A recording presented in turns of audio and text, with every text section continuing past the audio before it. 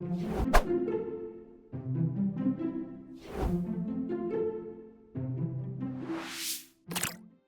welcome to Looking for Mom's Wildsea actual play, Tales of Wind and Thorn. I hope you enjoy this story and our fantastic players, Amber playing Wenny, and Ardent Shankling Alchemist, Bandy playing Flot-Sam, an Ironbound anchored Navigator, Lucy playing Zavara, a Ketra Amberclad Tempest, and Andrew playing Otz-Za, a Mothryn Rootless Mesmer. In the early morning before the suns breach the horizon and burn off the summer haze above the Tangle, the compass heads out into the Tangle. The Sentinel is behind it as they head slightly southeast. The crew has gained a new member, the Etzriko boy, Beku, who now is unexpectedly TangleFang's cabin boy. Zavara has purpose and Otz-Za perhaps another. Wenny has made the compass her own after a bit of work and camaraderie to claim a sliver of space for the cramped laboratory wedged beneath the beams midships. And Flot-Sam, ever at the wheel, even when not on watch, feels something else jitter beneath his reclaimed hull of a body. Whispers and voices, fleeting images, the horrible crack of lightning illuminating bent, broken, and cleaved boards of a prior existence. TangleFang stands above in the poop deck, aft, and next to her at the wheel is Flot-Sam. She fiddles with something tied to her leathers, a little bit of scratch on a string, before she tucks it away and turns to Flot-Sam. The crew, or half of them, are watching Beku the Swift, who's up in the riggings. He's running around chasing the rig ferrets, and his moniker, the Swift, makes sense because he's nearly catching them. Ronald, Wenny's macaque, is trying to keep up with him so he doesn't fall and the boy doesn't fall. And TangleFang kind of mutters under her breath, "He is an Etzriko, look at him," and kind of shakes her head. And she turns to Flot-Sam, "Take us out, Navigator, take us out." And thus the crew of the Compass, in search of a pirate, Teche Etzriko, a reported scoundrel, a figure and myth, each of them sailing a path of their own purpose, yet bound and intertwined upon the map made of parts. Even TangleFang has a reason, and Beku, high in the rigging, his bright eyes leave nothing to doubt of why he's aboard. So Flot-Sam, you're standing next to TangleFang. She's peering up at Beku the Swift, scampering around high in the riggings. Half the crew is watching them too. Maybe they're casting bets, but they become amazed. And she has this smile on her face, which is odd for her. A pirate captain as she is, half of her face is a mass of scars, and she has little baubles in places where her eyes, her gal eyes, have been lost. And she turns to you, Flot-Sam, and says, "Take us out." "Aye, Captain. 3 points to the wind." And she looks at you and she says, "Flot-Sam, in what direction are you steering us?" "Over yonder. I believe that's the way to our vortex." Is that Navigator? Is that south? She looks at you. That's north, south, east, west. Which way are we turning from the Sentinel behind us? "That is yonder." "Yonder." She shakes her head and she goes, "Well then, turn us east for a while, so that any watching eyes may not see us turn too fast to the north." And then she goes, she kind of looks at you and she goes, "The ship whispers to me, Navigator.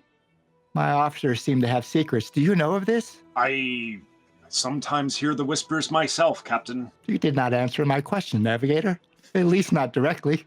But don't speak, don't speak. Plotting officers are always happy officers, and if I ask you, Flot-Sam, you're likely to tell me the truth, and it will take the fun out of the game. But still, is what they're planning dangerous? "Dangerous to whom, Captain?" She shakes her head. "Well, do not wreck the compass unless I give you order this time, Navigator." So as the compass heads out this early morning, Beku the Swift is running along the riggings, chasing the rig ferrets.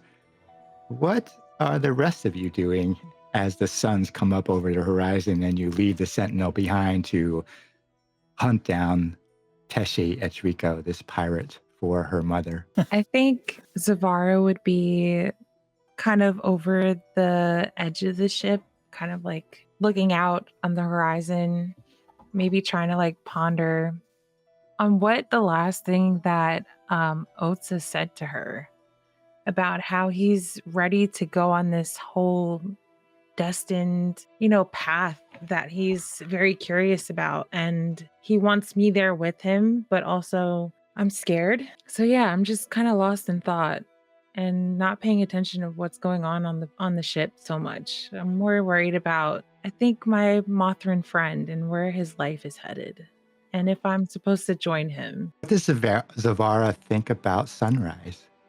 It's not something that she's used to, I think. She's only seen a few of them. I think I'm a little taken aback by it. The sun definitely shows translucently through my skin, so you can see it reflects on the ship. You'll see hints of pink, or I don't know, maybe my ink start to show on the shadows and stuff. That'd be really cool. She's not afraid of sun or the sun and how it feels. I think she's more curious and how often she's going to get to see it. Does your ink prefer the shadows or the darkness of certain parts of you? If you're facing the sun, it kind of moves around. It hides to the edges. and wants to be in a dark spot to avoid the sun. I think that'd be cool. Yeah. Okay. How about Wenny, as the ship gets underway from the Sentinel on this quest to find a pirate? Where would she be first thing in the morning? First thing in the morning, she's still down in the labs. The newly scrounged together labs. She's deep in alchemical experimentation most likely with Ronald, her macaque by her side. But I think she's also tracing out sort of variations of the maps that she's seen when her friends put their different pieces together that forms, this unique, is it magical? But who knows? This is a very odd thing. But she's curious about how this map is a map. And she's curious about if there is something else to find on the map. Will the map make something else? She has this enclave of Ketra, this fabled enclave. Hunting. Yeah, in her mind. So she's thinking, will this map show us something about Ketra? I think. So she's probably doing alchemical stuff, but she's also just tracing over and over again and sort of running through her mind the pictures. It's that drive to discover a hidden culture or enclave. Yes. Perhaps. Why don't you make a roll? Travel has a couple things, but we're going to make more rolls. So I would probably list that as cartographizing. So make a roll as you're studying this map. Okay. As the ship moves out, and we'll see what happens. Okay. Let's see here. I'm going to use Veils for my edge. I'll use Study as a skill. And could I use Guide My Hands, the aspect that I have? It Sure. says, burn to borrow a measure of an ancestor's competency, gaining 2 ranks in any skill for the duration of a scene. Oh wait, no, I've already got a skill that I've used. Right. That And you won't still have your Mire marked. The ancestors whisper their disappointment. So maybe they're That's not there at true. the moment. I'm not hearing them. I'm desperate. Right. It's quiet. Okay, so I guess right. that's all I've got. So edge in my Okay. skill, just 1 skill, right? And then Right. 1 skill in edge is good. think. How about I have a map to nowhere in my inventory as a resource? Oh, you could add a die if you burn the map. Okay, 1 die. Okay. Oops, it just disappeared. There we go. All right. Ooh, look at that. All right. Triumph. Triumph. So, no twist. So, No twist. You get a triumph. So we mark 1 box of crew and purpose because everything you do is kind of going to feed into that. And you get a full triumph, so you don't really mark the other dangers of piracy and family track.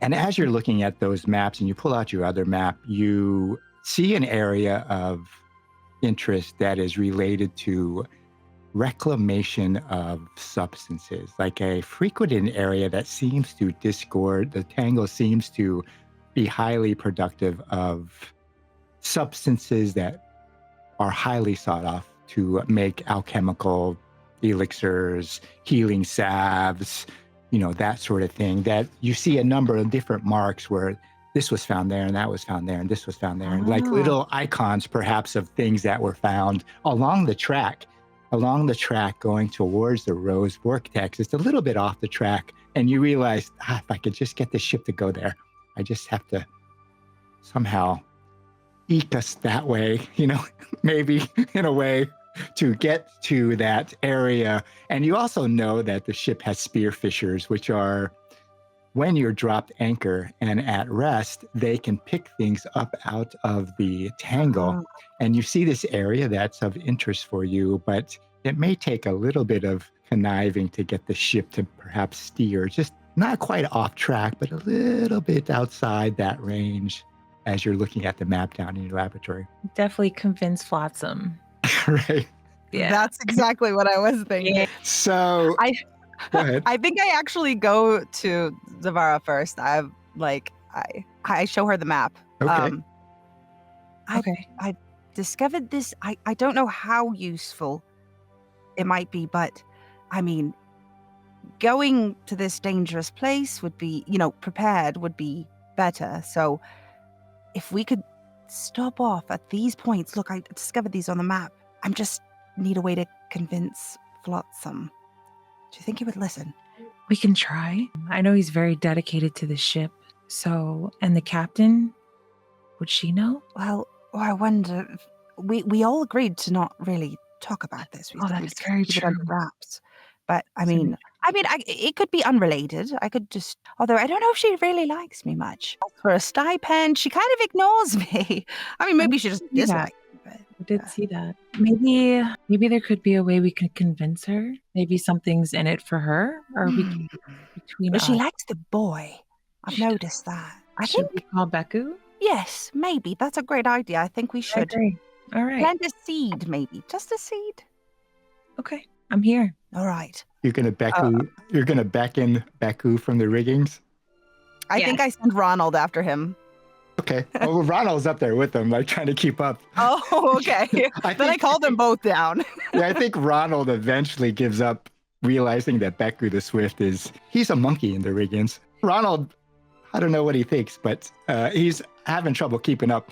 The rig fares are, scampering around trying to make a game of it, and you call Beku the Swift. So I do have a question for you, because at the end of the Sentinel, when you were attacked by this Etzriko ruffian and some hired help from the city, there was a moment where Beku took his pistol that his grandmother gave him and then got folded into the arms of Zavara because that Etzriko was wearing his mother's, an older or beginning officer's coat of his mother's with the insignia of the Flying Cloud.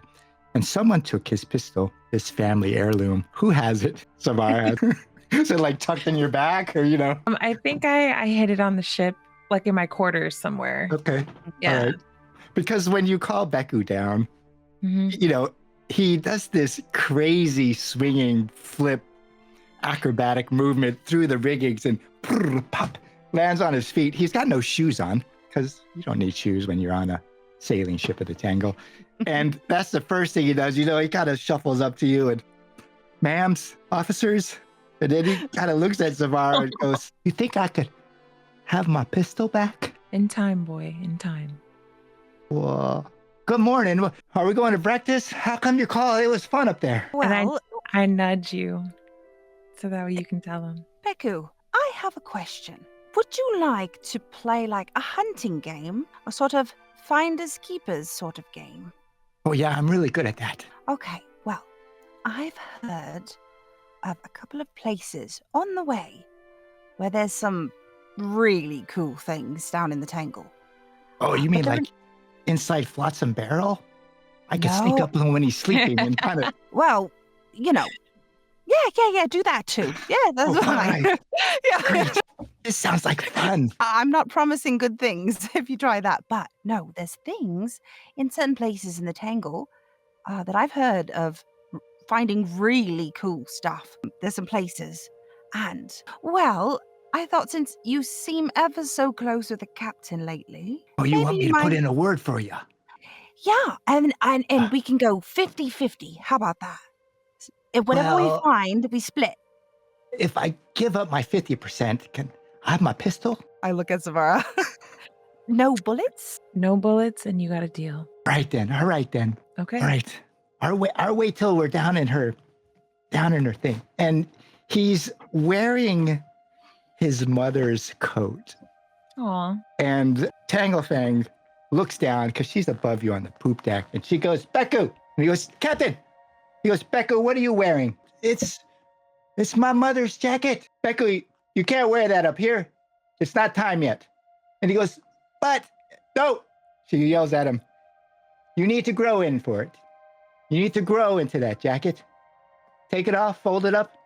You can wear it when you're in my cabin. You're going to ruin it up there. Do you want to ruin it? And he goes, no. And he kind of slyly looks at you and goes, and winks. All right, Captain. And he shuffles down, goes down to take off his mother's jacket and leave it in TangleFang's cabin. Otz-Za, what are you doing as the ship sets out this first thing in the morning? Otz-Za is where you will find him 90% of the time, smoking his hookah in the ship's cupola alone, and very reflective over the events of the last few days.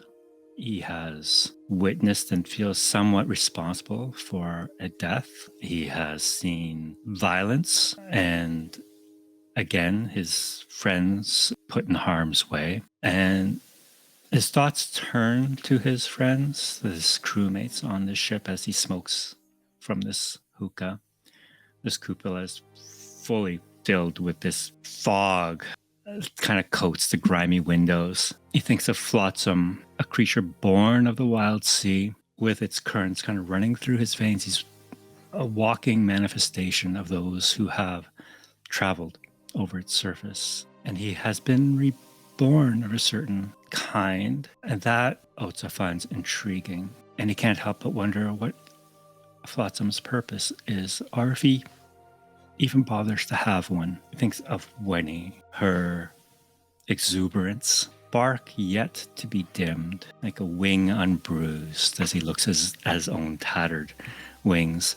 There's a clarity and purpose to her that both draws him and makes him fearful. I think she acts as a reminder to him of what he never was. Innocence, purposeful. For Zavara, a treasure from the deep, who he finds intriguing. It's almost as if she's manifest of his deepest desires, in the sense that there is something drawing him down to that depth. He's not quite sure what it is. He has been lost. He has felt lost for most of his life, without purpose.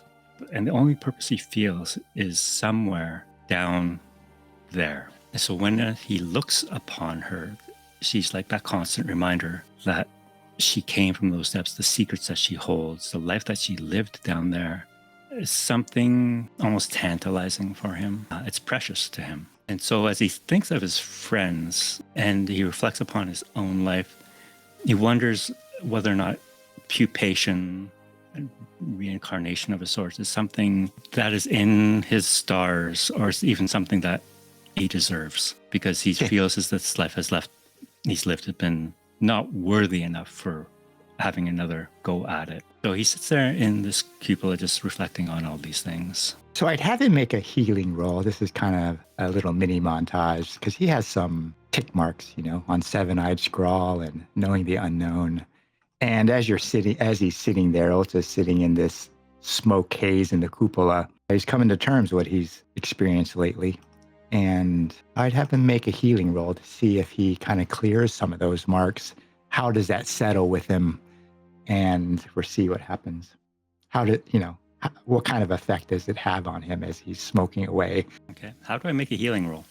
You pick the same thing. You pick an edge and skill. Obviously, you want to pick something that you feel like it could be anything. It could be iron, teeth, ties, instinct, something like that. It's probably not veils. And something else, skills, could be he's sensing or trying to sway himself or even outwit himself. It's all how you want to use your edge and skill in that fashion, and what that kind of, how that kind of looks, how that kind of feels, even in a way that Otz-Za doesn't realize, perhaps. Okay.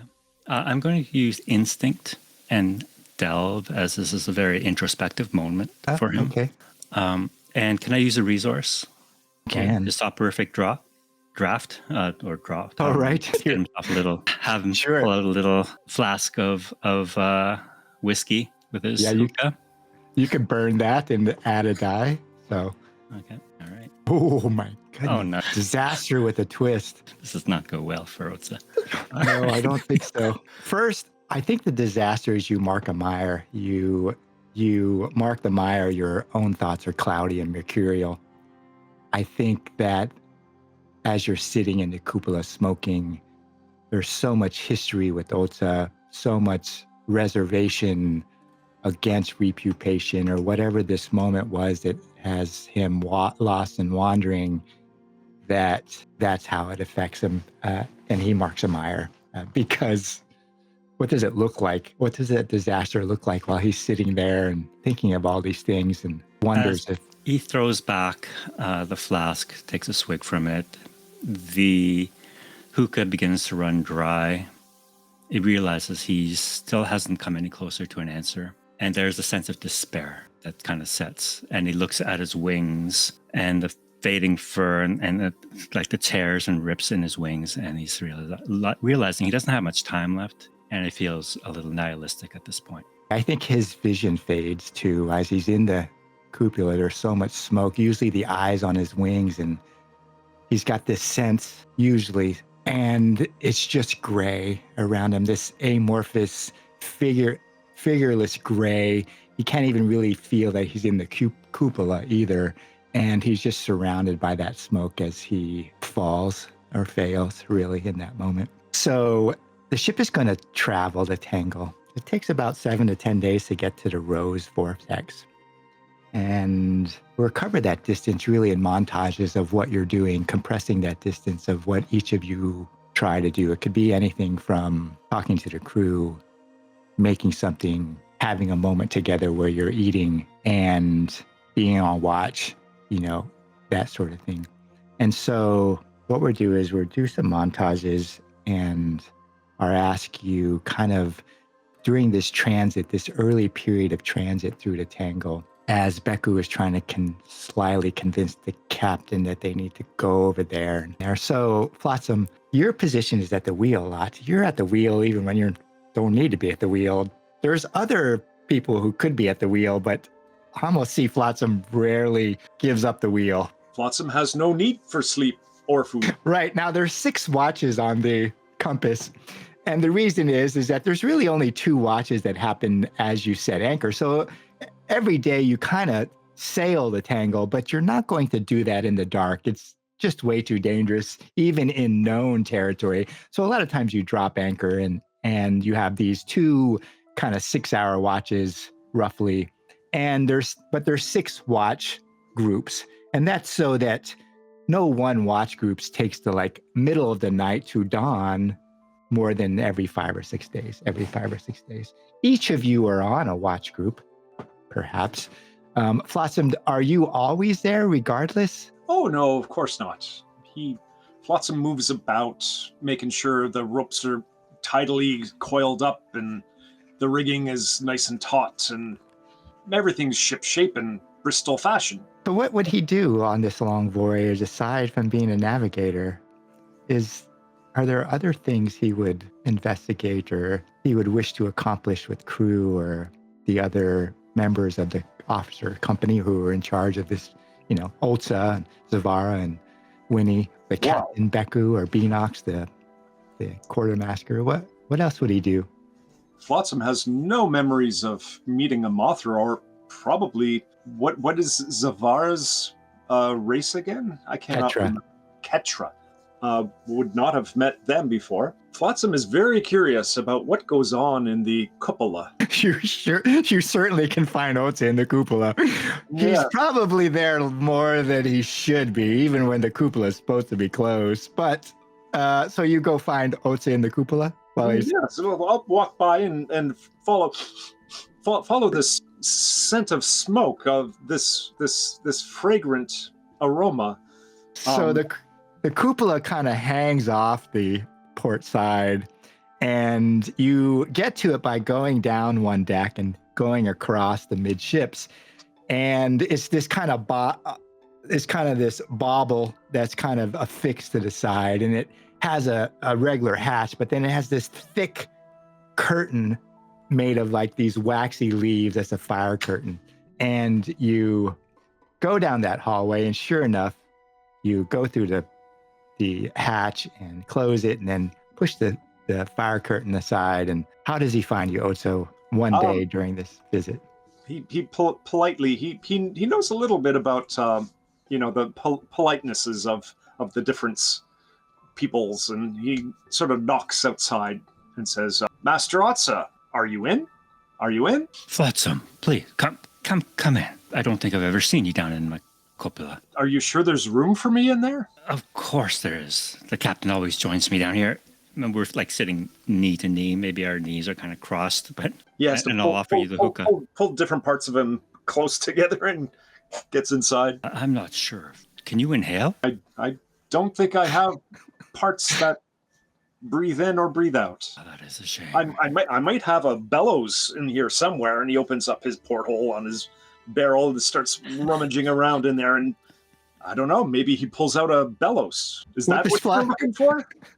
Flot-Sam? No, that's quite all right. What can I do for you? Oh, if you're down here, who's flying the ship? We're currently on a watch where we've put anchor down. Yeah, maybe it's sunset and they've dropped anchor. Would you care to come up top and watch the sunset? Perhaps that would cheer you up a little. Another day lost. I'm sorry, I didn't hear. I'm sorry. Another day lost. Are you trying to cheer him up? Yeah, well, another day on the open sea, the Tangle. Think of the possibilities. Isn't it a wonderful thing? I can tell you when I was a ship, and those times when I was in the deepest part of that vortex, I can tell you it did not look good. It did not feel good being torn apart. But then something happened, and all the voices of the souls, they all came together. They all came together in this miasma of lost souls within that vortex. I'm not sure exactly what happened, but pieces of that ship that I was came back together. And I look forward to every day that happens since being pulled apart. So you were destroyed, and through this vortex in the depths of the Wildsea, you were reborn. I was. And in that rebirth, you found purpose. Oh, one might say. I do try to find a peaceful rest for the spirits that have become part of this creature that you see in front of you. I'm looking for some way to put them to rest. Perhaps I will join you on deck and watch this sunset. So Otz-Za puts the big pieces of wood that is his arms. He puts it around Otz-Za's shoulder and says, "Yeah, let's go up top." So, Flot-Sam, you are going to make a roll, not to heal yourself, but to heal Otz-Za in this moment. I see another disaster coming. And, right, so I would pick an edge and skill, any resource you want or aspect you can think of. You're going to take one cut. You're taking that one cut for a couple of reasons. Number one, Otz-Za is despondent. And number two, you have a mire that's marked that says the moments where controls seem unfamiliar. And I think the way that manifests here is that interacting with a different type of living being is a little bit different for you, perhaps, at the moment. No doubt. So I'll click on Tides. I think Tides would be a wonderful edge to help. Now, he was saying he was trying to cheer him up, if that wasn't obvious. He was trying to perhaps add a little bit of a flourish to his speech. And so I just click on flourish as well, and that'll add? No, just click on Tides and then select flourish from your skill. And if you use any resource or aspect, that's where you put the add dice. Oh, okay. Now I can't move the dice pool thing off of my... So just say close on the dice pool. Okay. And think about your resources and your aspects if you want to use any of them. And then once you get everything set up, or click on Ties and set it up. Woken to thought, I think. Okay, you're going to use a whisper. I'm going to use a whisper. All right, then. So click on Tides, select Flourish, and put 1 die for advantage for using a whisper called Woken to Thought. And we'll roll that first, and then we're going to roll to see how that whisper comes out. You got this. Ooh, very nice. And Let's go. the twist is I am going to roll a d6, a 2. Okay, so it is a whisper. So it's the smallest types of whisper. You learn a truth. And there is a twist. We'll come back to the twist. I think Flot-Sam learns a truth about Otz-Za in this moment using the whisper Woken to Thought. And Otz-Za, what is that truth he learns? It's not necessarily something spoken, but what does he learn about Otz-Za that Otz-Za doesn't necessarily intentionally share, but Flot-Sam sees? He is afraid of dying. Okay. He does not know. He's close to it, and he is terrified of it. Otz-Za, as Flot-Sam is attempting to bring you up and you agree to go watch the sunset, you get to, as a triumph, I think you get to unmark both your knowing the unknown. You can unmark 2 slots. So you can unmark your thoughts are cloudy. You can unmark seven-eyed scowl. You can unmark knowing the unknown. So you get to unmark 2 of those damage slots because of the triumph. Thank you, Flot-Sam. I needed that. I'm going to unmark my 2 aspects and leave my mire marked. Okay. Now, there's a twist in this moment, and a twist can be anything. It doesn't have to be related to this moment itself. It could be just related to the fact that the ship's at anchor. It could be related to anything. Anyone have an idea for a twist with this roll? This is hard. This one. This instance. Well, Otz-Za made a point that he's supposed to be taking control of the ship, right? We're anchored, right? Yeah, you dropped anchor for the night. Maybe something to do with being anchored in a certain spot might not be. I don't know. This is hard. I know this is kind of I almost get the feeling it should be something subtle because this was sort of a sort of quiet and close conversation. That's definitely not what I was thinking. So let's go with what you. I was My instincts are not always right. Okay. A big thunderstorm instead of it being a nice quiet sunset. Well, a big thunderstorm rolls in. Maybe the twist could be that since Flot-Sam knows Otz-Za's secret about death, maybe he can sneak that secret to somebody without Otz-Za knowing. I would never do that. It's a twist. Or maybe. Yeah, it doesn't have to be related either. It could just be. Okay. I had a couple thoughts. Go for it. Either one of Wenny's experiments explodes. Oh my gosh. Yeah, it also doesn't have to be beneficial. It could be negative. Like, Absolutely. I like that. Or as Flot-Sam escorts Otz-Za to the deck, promising a beautiful sunset, it ends up being gray, cloudy, rainy, and just kind of adds to his mood. Yeah. That's a good twist. I think you don't affect your mire. Like you heal bodily in some degree, but the mire is stuck with you. And Flot-Sam brings you up on deck. You're expecting, blue skies, high clouds, wispy. The suns are just fantastic, and there's a little distant thunder. Like as soon as you step up, like rain is coming and the wind is coming, and you hear Beanock shelling at everyone. Batten down, we're going to have a storm tonight. Oh, I feel so bad for Otz-Za. Like, oh. Yeah. I think Otz-Za's having an ER moment right now. But you do heal some. There is some benefit to that. So I'm going to roll a 1d3 for the night watch. And because it sounds like Flot-Sam's always up at the wheel, or on deck. And so number 1 is Wenny, 2 is Zavara, and 3 is Otz-Za. And whoever that is, you're on the night watch. And we're play through 2, so Zavara. Okay. So Zavara and Flot-Sam, you've traveled a few days. You've had some time with each other. You've seen Beku at the wheel The captain has Beku at the wheel when Flot-Sam isn't at the wheel. I teaching the kid how to pilot the ship.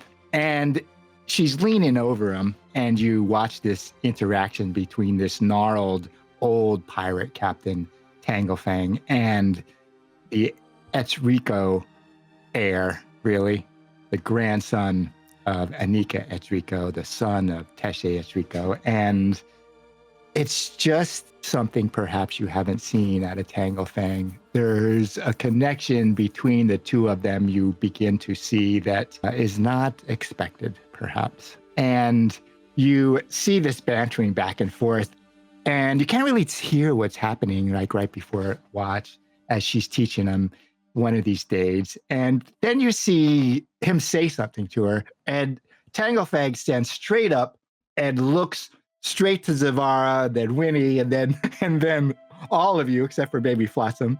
Otz-Za's probably smoking. So she finds Zavara and Wenny and kind of looks at you like, shakes her head and goes back down to the boy, and they're talking. But you drop anchor. Flot-Sam comes up with Otz-Za. You rarely see the Mothryn. He's tucked down in his cupola far too often. And it almost begins to rain, and then, the watch is set. First the mid watch, and then the late watch. And in the late watch is Flot-Sam and Zavara. There's 4 parts to the watch, Zavara. There's forward, there's on the poop deck, aft, and there's port and starboard. And you kind of rotate around as you're on this late watch. Flot-Sam, I assume you're at the wheel, or is that your watch part, or do you kind of just range around? Well, or you walk? We're not moving, so there's no reason to be at the wheel. He will be ranging. Are you walking with Zavara or one of the other crew members? Certainly. Yes. Are you port or starboard, forward or aft? We are all of them. Where are you this moment? We'll in be the forward. Deep dark. We'll be forward. Oh, you're far forward of the compass. The clouds have kind of gone away, and light rain has let up a little bit. You feel a bit tremble through your feet, but you're at anchor at the Tangle. This isn't anything new. The whole ship is asleep. You got some watch lights, which are really kind of bioluminescent fungi. And then suddenly the ship tilts 45 degrees to the starboard side. And you see these huge claws come over the railing that are as long as your body. I need both Zavara and Flot-Sam, who are on watch, to make a reaction roll, not to lose your footing and slide towards the edge as the weight of whatever this creature is pulls the whole ship over onto its starboard side. So reaction is just like any other roll that you do? Just like any other roll. You can use anything you want, add skill, any of your aspects or gear. It's just like any other roll. Okay, I'm gonna go with Grace Sense. Okay. Yeah, Grace and Sense. All right. And take 1 cut. 1 cut. Oh my god. Okay. And Flot-Sam. What is happening? So brace sounds like it would be very good in this situation. Brace Yeah. would be good, right? So brace and what edge? Iron, of course. Iron. Okay. Iron, And- brace, anything else? That's it. So cut. I put in 1. Yeah, you just put 1 in. Both of you. Oh, conflict. Okay. So here's the conflict, Flot-Sam. You hold yourself firm, but Zavara, as the ship suddenly tilts to starboard, it's a dramatic, wrenching tilt. You hear screams come up from underneath in the midships where everyone's sleeping because suddenly people are thrown out of their hammocks. The ship's on its side at 45 degrees angle, and there goes Zavara sliding down the deck towards these huge talons that have now come over the edge of the railing. Here's your conflict, Otz-Za. You could stand firm, or you could roll with Zavara. Oh, you mean Flot-Sam, right? Flot-Sam, my fault. Yeah. Yes, he's going to throw his arms out and try to reach and grab her.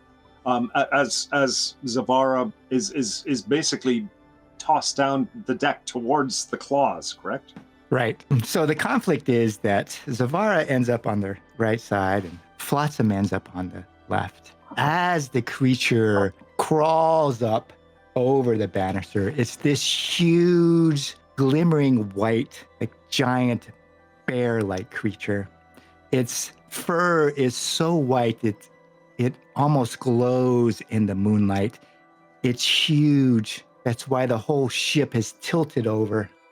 It's gigantic. It has these huge night vision eyes, 2 eyes that are just almost as big as your complete body. And it is standing there, Zavara on the right, Flot-Sam, your separator on the left. It lets out this rumble. The whole ship shakes. Otz-Za and Wenny can feel it down in their quarters. And shouts are going up as sailors are trying to reach the tilted deck to 45-degree angle. You could hear TangleFang's voice ring out, clear as a bell, unhurried. It seems like this is no big deal. She's yelling people to get to quarters. Enox, get some, hurry up. But it's very calmly. Otz-Za and Wenny, you're in hammocks, really, unless Wenny is in her laboratory. As the ship tips and you're thrown out of the hammocks, most people are thrown out of your hammocks. Otz-Za, what do you do? Otz-Za. Knowing that at this point, Flot-Sam is at the wheel, likely on deck, and quickly checking the time. I'm not sure what counts for timepieces in these days, but that Zavara is up there too. He'll realize that his friends are in danger. Run across, check on Wenny, make sure Wenny is okay and awake. Wenny, something terrible has happened. We must get up deck. Do you know what it is? Did you feel a rumble? I fear it's a creature of the Wildsea. Oh, creature. I think she takes a look around really quickly, and she just grabs a couple of bottles.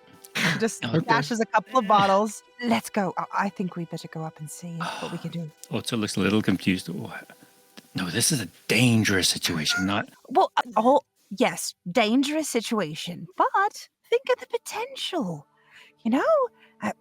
There's always danger in potential. I don't understand millennials. Listen, I'm a year older than you. Stop pretending, all right? I'm a year older. Right, okay.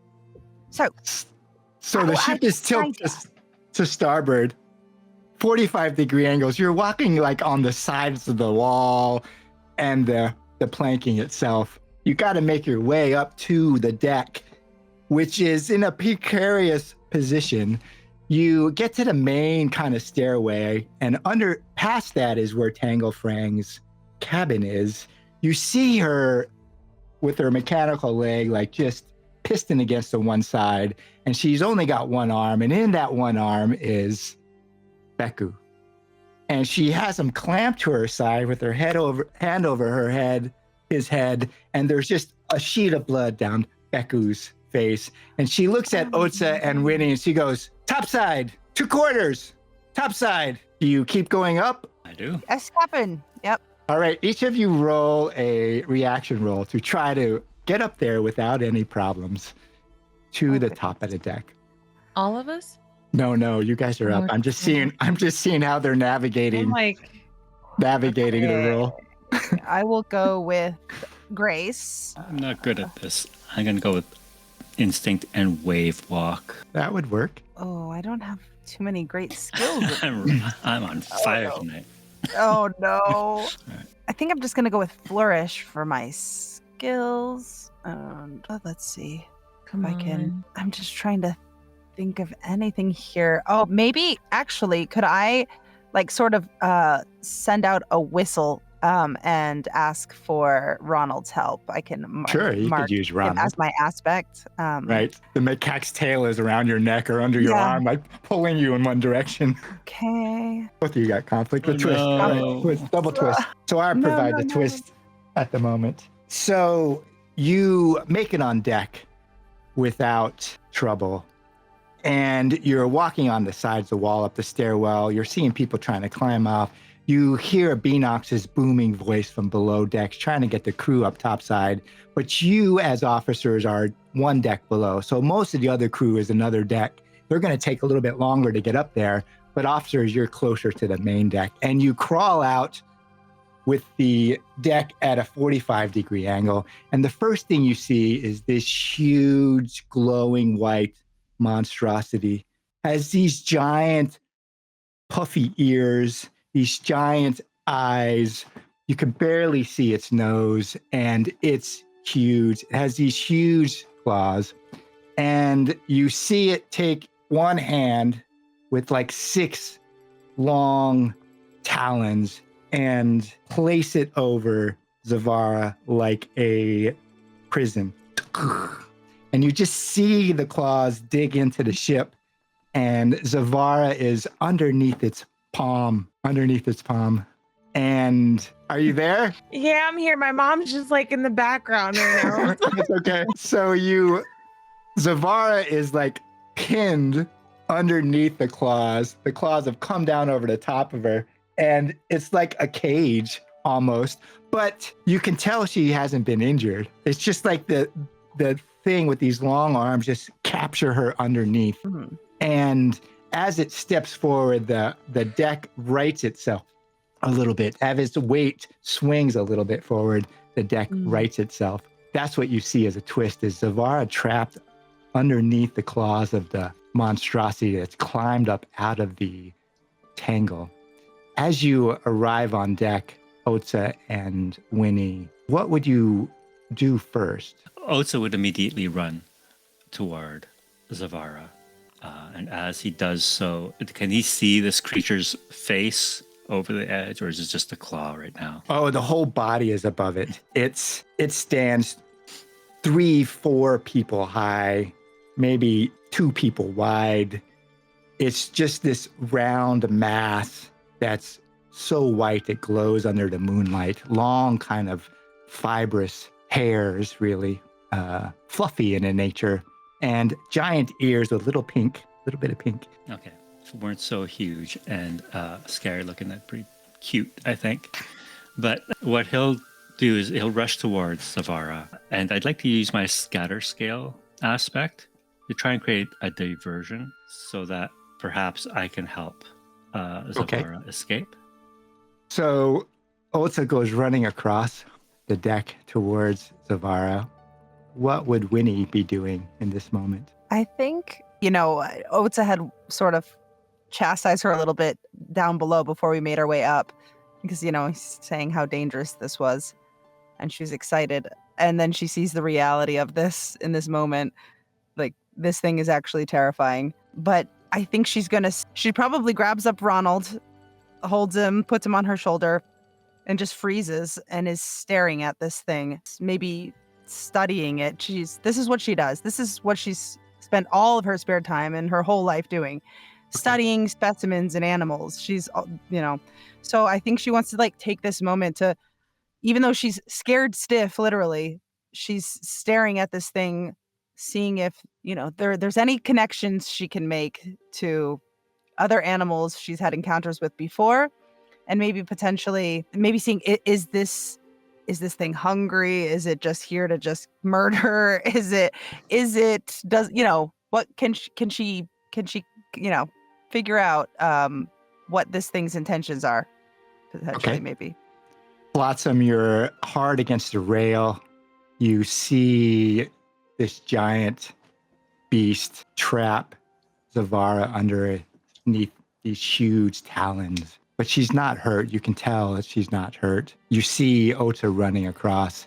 You see probably what looks like a dazed Wenny just standing there across the deck looking at this thing from the stairwell. What does Flot-Sam do in that moment? Well, as I mentioned, Flot-Sam personalities come out of Flot-Sam at moments of stress, such as this. Is there any of his personalities that he's composed of? Have they ever witnessed a creature like this? Is there any knowledge about an animal like So that. you're digging in, really. You're using maybe one of your aspects or your history of those souls inside your timbers, trying to find out if you can make sense of it. Ghost heart. Ghost heart. Okay. So you're underneath this cage of talons that are longer than your body. It smells slightly of fungus or a sweet mold. The talons come scraping across the wood and starting to close around you. You see out of the peripheral vision, Otz-Za come running across, wings wide. You probably can't see Flot-Sam on the other side because the thing is so huge, and maybe catch a glimpse of Wenny past Otz-Za. As the claws start to close around you, you haven't been hurt. What would Zavara do? I think, like right now, I would be in a panic. Although the smell is very familiar, it reminds me of home and how wet and dark it was down there. My concentration is more on trying to find my friends, and I feel like I'm in a panic because I'm being encased by these tentacles, and it's bringing me back to when I was inside the amber. Oh, okay. And I am afraid that I'm not going to come back from this moment if I don't get my friend's help. So we're going to do some rolls now that everyone has declared their actions. I'm going to have Zavara roll first because she's really frozen underneath the claws. So Zavara, Okay. make a roll. I think given your description, whatever it is probably going to take 2 cut because fear has overtaken you. So choose an edge, a skill, an aspect, and make a roll or see what it is. Oh man. Okay. I'm gonna use teeth. Okay. Let's see. Break. And it's only 2, not 3, right? I can't use an aspect. It's either between an aspect or Well, you always use an edge and skill, and you can add any aspect. I'm gonna use an aspect. And I'm gonna do lightning call. Okay. And you can direct a burst of voltaic energy through your palms or fingers, dealing LR volt damage. Okay. Okay. And you said 2 cuts. Yeah. Okay. Based on your description of that There you go. fear. You got this. Okay. Oh no. No. Flot-Sam. Why? Flot-Sam, you're calling up. You're looking deep inside you Oh man. for voices to kind of Guide. Or open up, guide, inform. hear them. In this moment of stress, in this moment of need, you're falling back on the crew that used to be with you. And so make your roll, see what happens. There's no cut for you. In this case, I'm really, if you could provide some, sorry, bugs. It's okay. You're using, Well, we don't choose an edge. I mean, I could choose any edge, but I can only choose the ones with the lines through them, like checked. right. Otherwise, they just don't count. There's just a 0 dice. You could use it, but you don't get any dice. I was just thinking veils would probably work there, but Yeah. Or tides. instinct tides, right? Okay. Okay, and well, I've already used brace, and I that just doesn't seem to work well in that situation. Again, I guess I'm hoping that the personality will come out and it will be like and emerge with a flourish of presence to. Okay. And I'm using Ghost Heart. So how does that factor in? You could just mark it and then you add it as a bonus. As an advantage, so +1? Yeah. Okay, so submit. Okay. Oh. Conflict with a twist. Hard Otz-Za. to succeed in this game. Right. What is happening? The cuts are especially hard too. It's like, ooh, man. Otz-Za, you go. Here's what Otz-Za and Flot-Sam sees as the twist. It picks Zavara up No. in its claws. She's just in this giant palm of hand, and the serrated long talons, which are longer than Zavara is tall, almost come to a point, but not. It's like a little cage, and it tucks her in close, where it's like right next to her. Zavara, you can feel its double hearts. I'm breathing very, very rapidly, like, and I'm looking for my friends, and I feel like I'm gonna pass out because it's now becoming.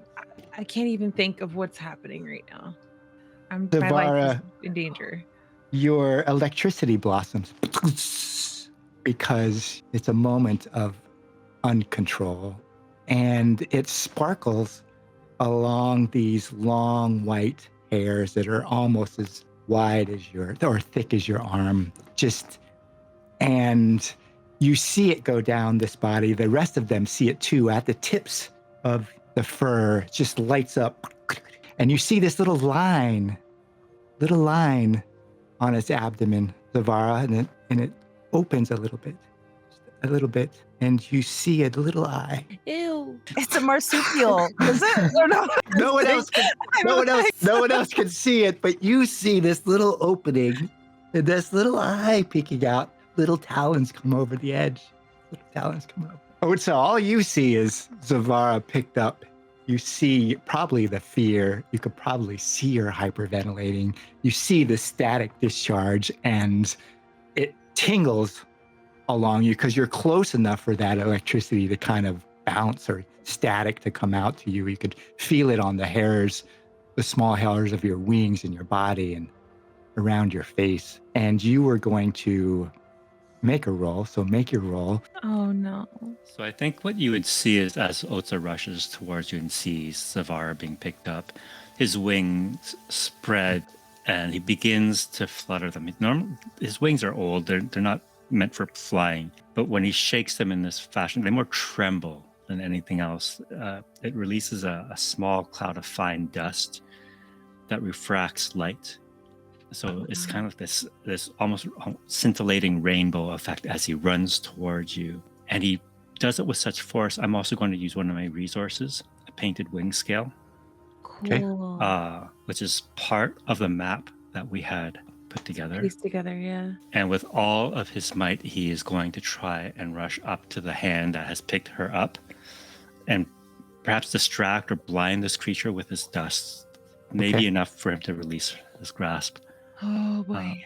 So I will use Veils and Flourish, spend one of my Scatter Scale, and spend my Painted Wing Scale resource. So that's +2. All right. No cuts. No, not for you. Why'd you ask? Triumph. All right. But with a twist. I know. Yeah, there is a twist. What does it look like then? What happens? You have a triumph. So with the goals you've stated, you dazzle it. You see these huge eyes that are built for the dark. Maybe it even grumbles and you can feel it. Everyone can feel it in their chest as that powder, that scintillating kind of light, that kind of haze, and you're blinding it. It's too bright for it, too bright. And what happens with that triumph as it's holding Zavara close? What I was hoping for was that perhaps it's so distracted or blinded by this dust that it would release her, or at least open its clutch wide enough for her to escape. To put her to safety. Bring her to safety. As far as a twist is concerned, I'm willing to take her place. Okay. How does everyone else feel about that twist? Go for it. Oh my goodness. It seems like Otz-Za has a purpose he doesn't know yet. I'm against it. I think, wait, hear me out. I think I'm against it because, I want to know what this eye is, but is there a way of me, telling Otz-Za before I'm saved? I think it all happens so fast. That's why I had you all declare actions. But okay, we'll go with replacement. We'll do that. Okay. Oh, I'm sad. So what happens, Otz-Za? When you're standing there, you see Otz-Za, rise up, and this sparkle, happens, and you hear this thrum, this beast, and Otz-Za, as it turns, somehow Zavara slips down. It kind of drops Zavara, or she slides out of its taloned hand and down its body and ends up, at its feet, per se. And as it's moving, thinking it's probably still got Zavara, it catches Otz-Za in that process because it's moving its hand as that scintillating that light happens. It kind of moves back and it pulls in Zavara, but Zavara slips out. Otz-Za is kind of in position, and he just gets caught and shuffled down into the pouch. Can I look up and see if what just happened, or am I just completely okay? Oh my god. So I look up and I'm completely unaware what just happened. And do I see Otz-Za in his hand? Yeah, I think Otz-Za is half in, half out of the pouch. Like one leg and arm is in the pouch. The other wing is out. The other egg is fired. And maybe his head is in there. You know, you could just see like a leg, and maybe one arm is like draped over the edge of the pouch. And you partially see Otz-Za in there. The scintillating light, you know, it has blinded the creature. Otz-Za, you're inside, and it's glowing, really. And you see this miniature giant monstrosity, eyes only about as big as your head, you know, talons that are only maybe about as big as your arm, you know, or smaller. It's tiny, right? Tiny in this marsupial pouch. And it coos to you. And it kind of like reaches, you know, up towards you, like almost inviting you into the warmth and safety of where it is being grown, really, where it's being grown. It kind of smelled a little musty, little fungal, little that sort of thing. You just see it all of a sudden. Zavara, you're on the ground looking up. You just see half of him, like he's being eaten by some sort of slit in the giant monstrosity. I think the first thing I want to do is look for Flot-Sam, and I get up and I'm like, Flot-Sam, we have to get out of here. We have to unanchor the ship. What can we do? Oh, Flot-Sam, you succeeded.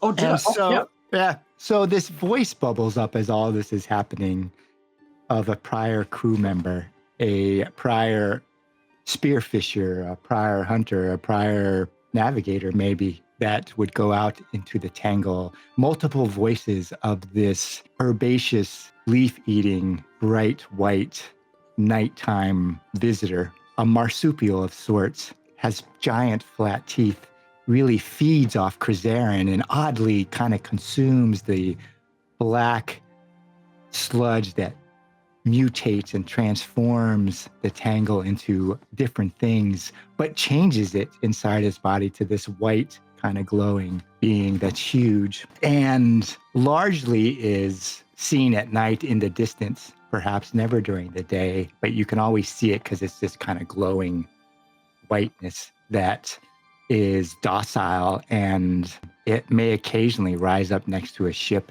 and just watch it, but never has attacked the ship in your memory. And so multiple voices, I think, come up in that moment as Zavara is yelling at you about this being, and Otz is upside down inside it at the moment. How do you respond to Zavara with the knowledge that you have now? So just for clarity, part of Otz-Za or how much of Otz-Za is outside of the creature? About a quarter, a leg, an arm. We've got to do it in a roll.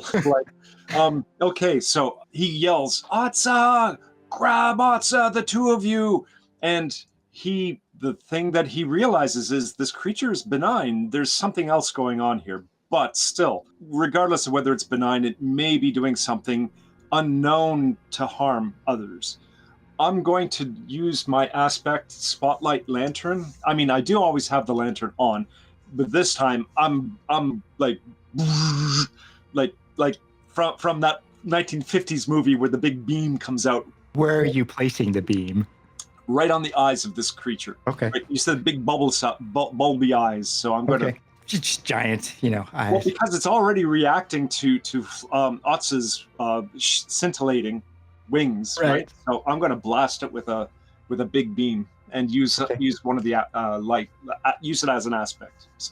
So Wenny, you're in the back, and all this transpires. You see this crazy moment where Otz-Za's in glitter, and Zavara kind of falls to the planks and yells out, and Otz-Za ends up somewhat inside a pouch of some nature. Then Flot-Sam's beam just hits it, and it also sparkles because Otz-Za's powder is still in the air, and it's just this mesmerizing glitter, bright glitter. And you were trying to decide if you knew something about it. So how would you make that roll? I'll give you advantage because I think with Flot-Sam kind of yelling out in some degree what it is, that it's not usually dangerous. Make a roll as you're standing in the back watching this all transpire. Okay, I'll go sharps. Sharps for sort of like sharp intellect, looking at fine details. Sure. Skill, we'll do study. Advantage on dice. Okay, conflict. Okay. So not the worst, not the best. No. You're aware of this being a little bit different than Flot-Sam is. They are herbaceous. They are vegetarians. They are marsupial. This giant white Krezaren eating monster, some would call, but they're exceedingly docile. And you know that it doesn't have that sort of danger about it. Maybe even your community has gotten close enough to them within petting distance or that sort of thing. Like someone in your community has, in their travels, have learned a lot about this marsupial Krezaren eating herbivore. I also think of the white fur and Ronald's white fur, where maybe they have sort of the same effect. Maybe they're feeding on something similar that affects them in the same way. And my instinct is to initially just be absolutely fascinated. I'm staring in awe, and then to put my hand out towards it and walk slowly out to it. I have, let's see. I think I definitely keep a number of specimen in my own personal collection, and vials and the like of plants and animal insects, all sorts of things. I think I would try to pull out something that I know might smell or taste or both really good to an herbivore this type, and I would just sort of walk out slowly with one hand, like tentatively, and then sort of bring out a pouch of something I know that I think might be alluring, a peace offering to this creature. I try to go as gentle as possible. So you start moving across the deck, small sounds, small movements, slow movements, as it's blinded by Flot-Sam's light and thrashes out, really, because that's what's going to happen. It suddenly can't see. I would wait until that clears. I don't think I would just walk into blindness. Like if I had originally been looking at it, I could make some sort of something out of this creature. I would sort of wait until the dust settles, I think, and then try to approach it calmly. Here's the conflict. The golden bee arrives. You're walking across, and the golden bee of Zavara arrives. And the thing that came out of Amber with her, you haven't really seen it before, but it's never really left the ship. And it flitters around you and kind of just circles a bit around you and then positions itself in a way that is weird to you. And then it ducks down and flies where Zavara's, like underneath the mass of it. And you just see it like this little bright light, and it lands near Zavara's right shoulder. Zavara's probably freaking out there underneath this giant beast and yelling at Flot-Sam. And then you hear it. Tick, tick, tick, tick, tick, tick, tick, tick, tick, tick, tick, tick, tick, tick. This sound of something hitting the hull behind you. The crew comes up. They're scabbering up out of the crew. Beanox is climbing over in the crew, and you turn around, and the conflict as you turn around is you see a pack of pinwolves come flowing over the other side behind you as Zavara's golden bee lands on I'll show you a picture of pinwolves. Okay. What is happening? Oh my god. Pinwolves, did you say? Yeah, pinwolves. Let me see. Can I Okay. show? On the Discord. Yeah, for some reason I can't show. So I have a question. So my gold winged bee, oh my god. How many of those are climbing on the ship? You can't tell. There's so many. You hear this huge thrum of this blinded creature behind you. Otz-Za is scrabbling in the marsupial pouch. Wenny is halfway across the deck, and the bee just lands on you and, makes this little bit of buzzing sound and pulls your attention, and you're looking across the deck, Zavara, just as Wenny probably turns, and you see these pinwolves come over the other side as the crew starts to emerge from the stairwell. And you hear Beanox's voice yell out, "Tarms! Tarms!" Where's the captain? Down with the scamp, really, from his head wound. You officers now who are in charge. Okay, wait. So, okay. Otz is entangled right now. He's trapped. And then we have these things coming up the ship. Wenny's trying to make peace with it. And Flot-Sam is blinding it at the moment. blinding it. Yes. Oh my gosh. I had an idea to try to distract it, to try to send it away. Okay. My gold winged bee is a resource. Right. Right. Can I talk to it? I don't know. Can you? I don't know. Is there a communication between Zavara and... I think this gold winged bee holds a secret, maybe something to do with amber, that if it touches the right person, it can encase them in amber. Well, like freeze them? Like freeze them? That's what its sting is? Oh, yeah. I love that. Yeah. I think that's so cool. Like a freeze sting? Yeah. So you know that. You see these pinwolves coming up from behind Wenny, who's partially becoming aware of it. But what do you do? As soon as I hear that buzz from him, or from my bee, I get up. And I'm not really paying attention to what's going on at this time. I'm angry. I'm pissed. So you see my skin start to like glow, like a bright pink. And I start to run towards where this noise is coming up the ship really, really hard. And are there any crew like on this part of the deck with us? Yeah, so what we're going to do is your roles affect what happens with the pinwolves and the giant herbivore behind you. The pinwolves are on the other side of Wenny, on the other side of the ship that comes streaming up. Flot-Sam's light is shining into its head, into the white being's face. Otz-Za's partly down in the marsupial pouch with its offspring. And Wenny is midway, maybe partially turning back towards the pinwolves. Okay. I think I'm just going to go for it and go towards the edge where they're coming up. And I'm going to look to my winged friend and say, "Get to cracking."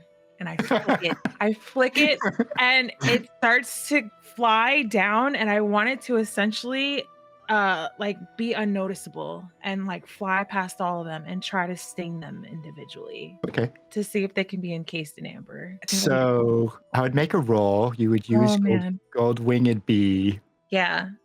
The risk of the roll, Zavara, the risk of the roll is there's a connection between you and the gold winged bee. You were encased in amber together.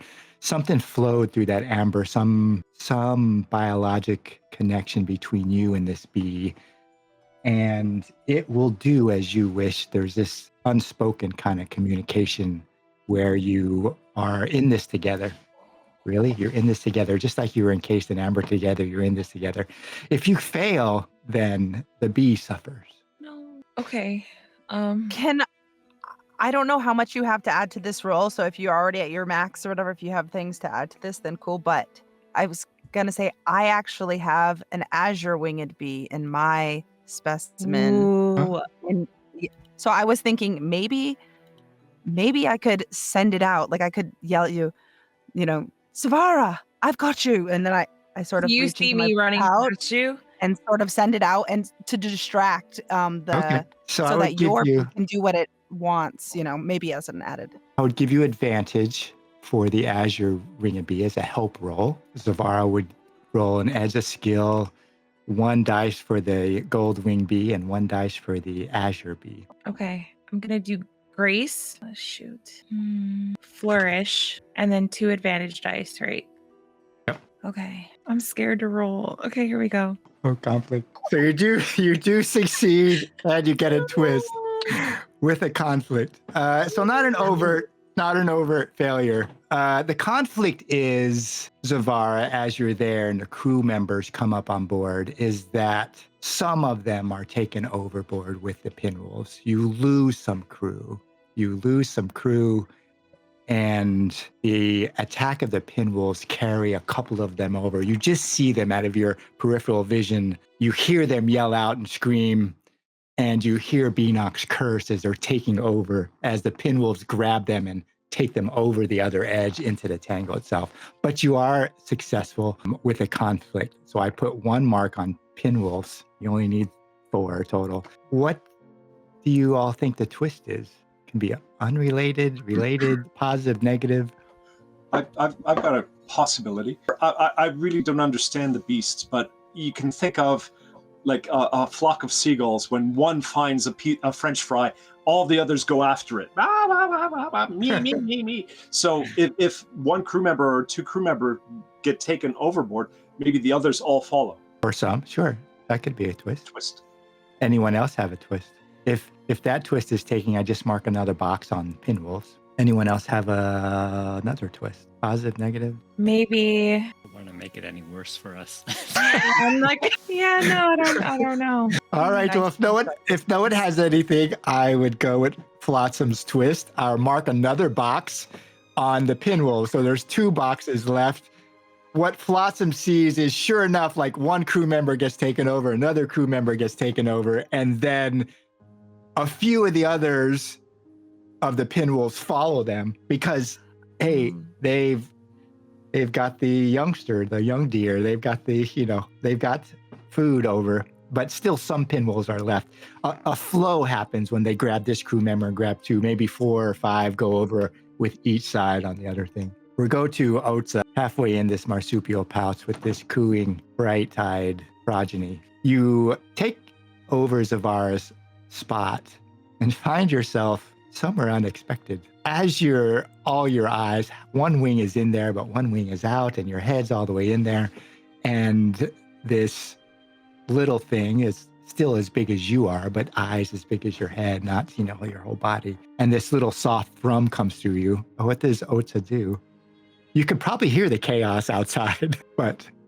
I think in this moment, Otz-Za's a little torn. There's, I think, a sense of security, as odd as that might be, like in this little pouch. And he can't help but think, maybe this is what it feels like to be cocooned and repupate to a certain degree. I think by now he might get the sense that this creature, if he meant to harm or kill, it could have easily done so by now. And the fact that there is a young one here that he's been placed in the pouch with, I think it dawns on him that this creature is not ill-willed or here to find a meal. So what he'll do is when he sees this little baby that's just probably twice his size, coo, and he'll just like shimmer his wings just a little more, just get that last little bit of dust out to see if we can entertain this little baby. I think that everyone else would just see his arm and leg just kind of disappear and get all tucked into his pouch. So he's fully in the pouch now.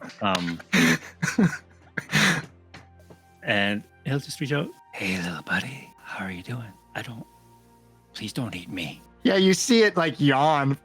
It's got these flat teeth, like they're just all flat. We got these big, wide, flat teeth, perfect for chewing on stuff or eating chrysarin and leaves.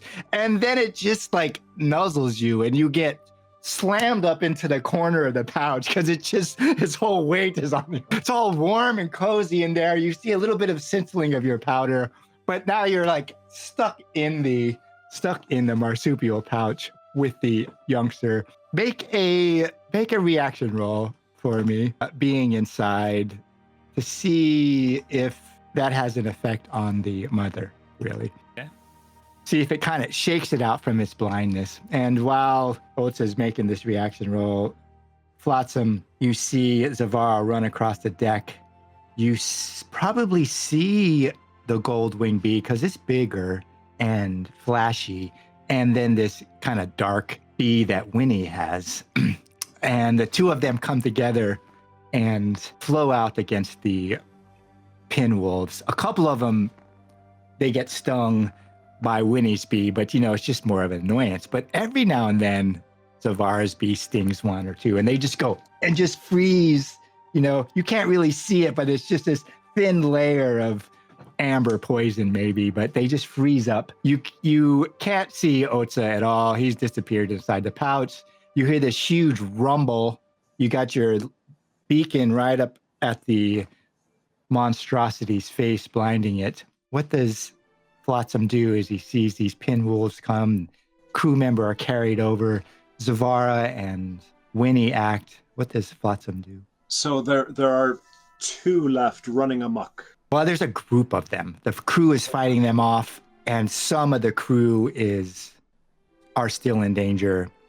There's groups. The deck is mayhem. You see a group jump over the side here and a group jump over the side there with a body of a crew member. But it's still kind of a contest between the pinwolves and the crew of the compass. So they would be considered a horde or swarm of targets. Right.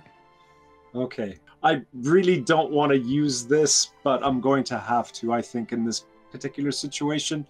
Okay. Flot-Sam looks over. I mean, he's trying to, his attention is divided. He's trying to keep Mama Mushroom blinded, but he looks over and sees these pinwolves and realizes this is bad. They could take somebody else important.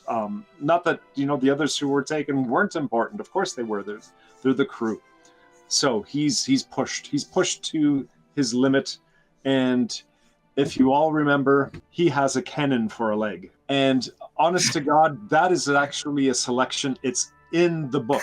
It's in the rules. And it just happened to fit with what I had envisioned for my character. Ornate cannon. A ship's cannon loaded with explosive shells deals blast damage and increases impact when targeting a horde or swarm of targets. Okay.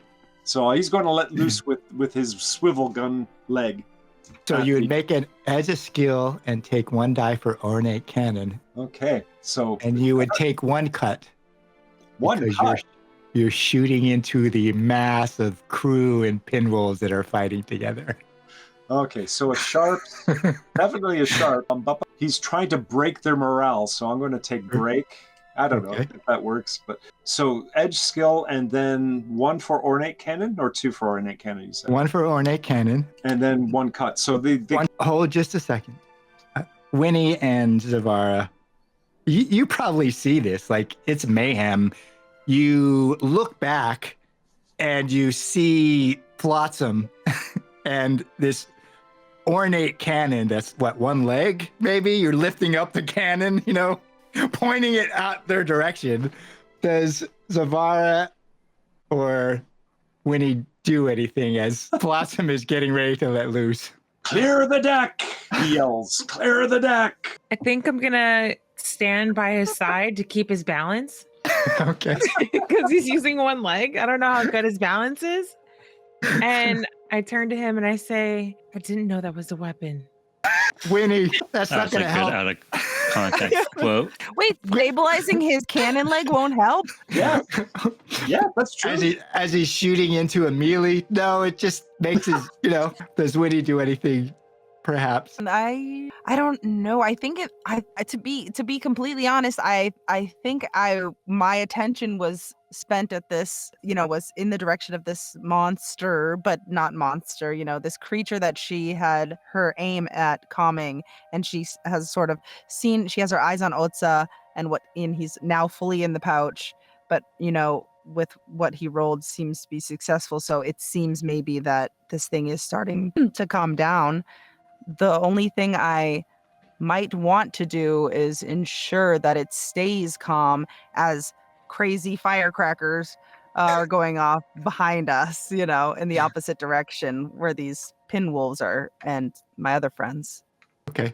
So, If I I don't- may, at this time, could I use my roll now?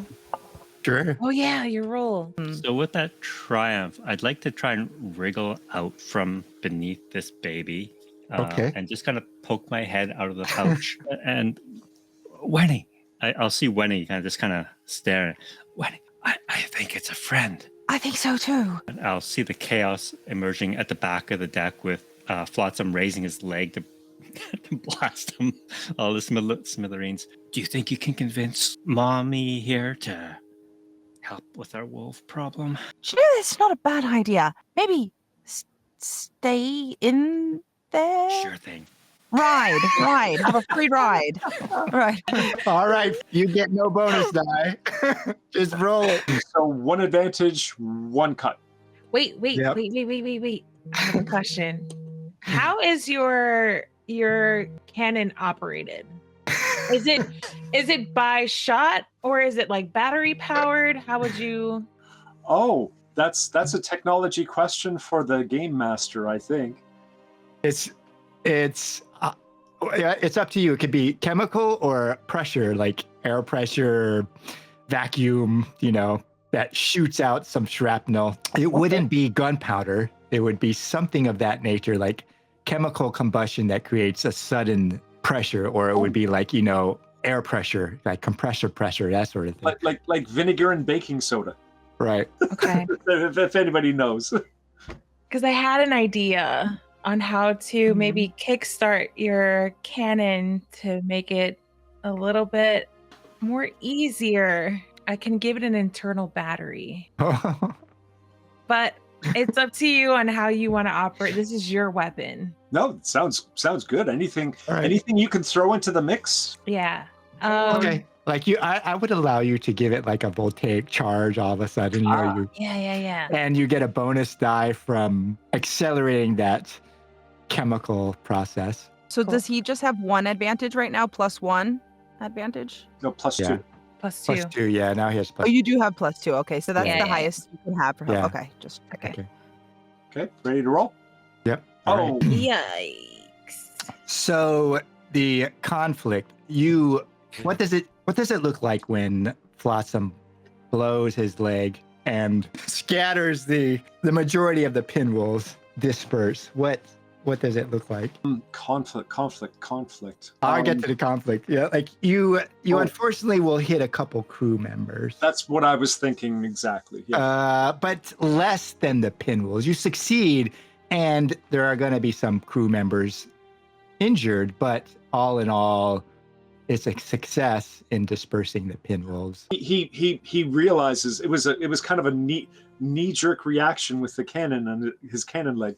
He all of a sudden he goes no, and his light goes out away from the mother creature, and he rushes over to try to help out the injured. Okay. So the pinwolves disperse. We've lost some crew members, but didn't fare out terrible. It settles down. Flot-Sam rushes to help crew members he's injured. Perhaps Zavara, Wenny help. And Otz-Za's inside the pouch. It goes quiet. It's warm. It's odd. The little being that's as big as you drifts off to sleep. And then you feel movement, Otz-Za. What Wenny, Zavara, and Flot-Sam sees is after a moment, you hear this big rumble from the creature as its eyesight comes back from being blinded, and it crawls back over the railing, sloth-like almost. Otz-Za's still in the pouch. And then the ship leans over, and then all of a sudden it drops to the tangle, and the ship goes. Otz-Za, you feel a moment of weightlessness. You just became a second child. You feel yourself rise in the pouch, rise in the pouch a little bit, and then you settle back down in the pouch. You feel this movement all of a sudden. You're jumbled around because there's nothing to hold on to except for the little being that you're next to that's as big as you that smushes you down there. But you feel movement, and then this weightlessness, you rise up in the pouch, and then all of a sudden settle down in the pouch. You look out the opening, And there is the compass just slightly above you. And the giant herbivore starts to turn around to climb back down into the tangle. What does Otz-Za do? Again, I think he is torn. There's part of him that wants to go, but on the other hand, there is a sense of loyalty to both the ship, the captain, and his friends. And they made a deal together that they would venture to the Rose Vortex. And as tempting as this opportunity is, as warm and inviting as his pouch and his new buddy, his pouch buddy is, he's going to try and crawl out. Be good, kid. And he's going to try and launch himself at the bottom of the ship to try and grab it. If he can't reach the ship, then he's just going to try and land on the canopy someplace. Okay, so you crawl out of the pouch and up over the chest and onto the back of this giant luminescent being. And it turns to her. Its eye is huge. One of its eyes just turns towards you. It's huge, dark side eye, almost as big as your body. And you just feel this rumble go through you, this kind of soft rumble.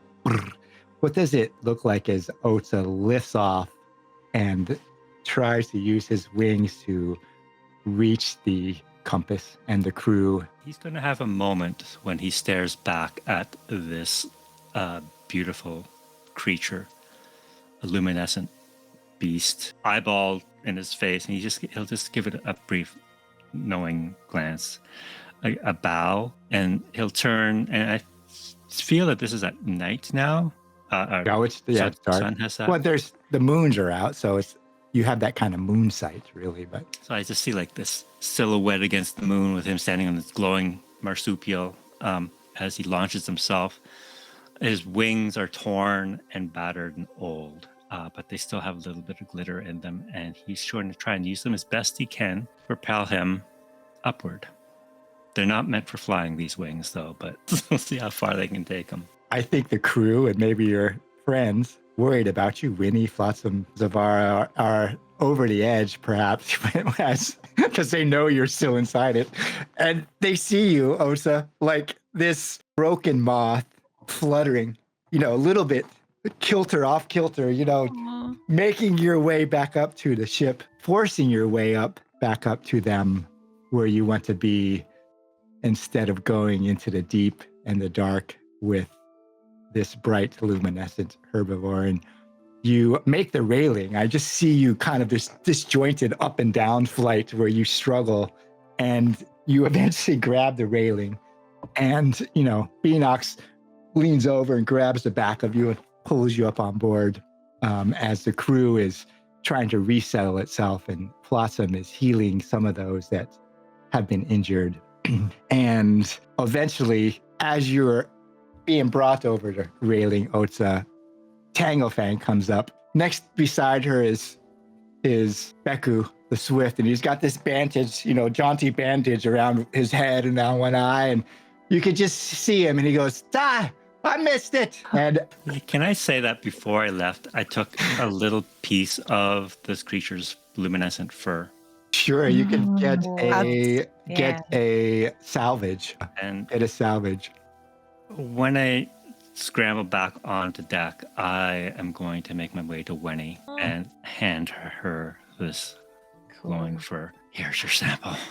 I told you it was dangerous. Thank you. So I think she just gives you a big ol' hug. She just jumps in the moment, gives you a hug. Thank you. I will make use of this, I promise. One down, a lot more to go. Hopefully a lot less dangerous on the way. Thank you, Otz-Za. I really appreciate this. I think I'm going to walk up to Otz-Za and punch him on the shoulder, or like on his wing.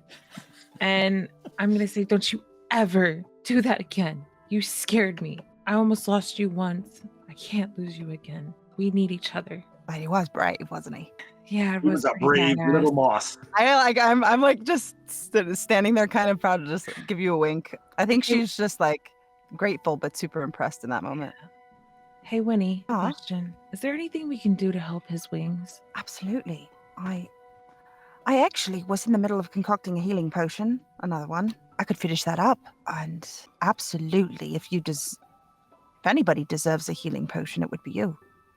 I say to him. Oh, don't spend that on an old man. I just need a good smoke. That'll set everything right. You would say that. As right as rain. Well, I think maybe you could take a rest, and I can make a healing potion. I was already in the middle of it.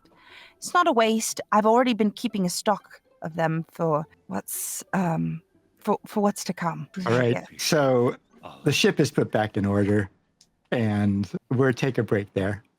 I figured we get to that spot so we could take a break, and we'll take a break, get something to drink. Hopefully.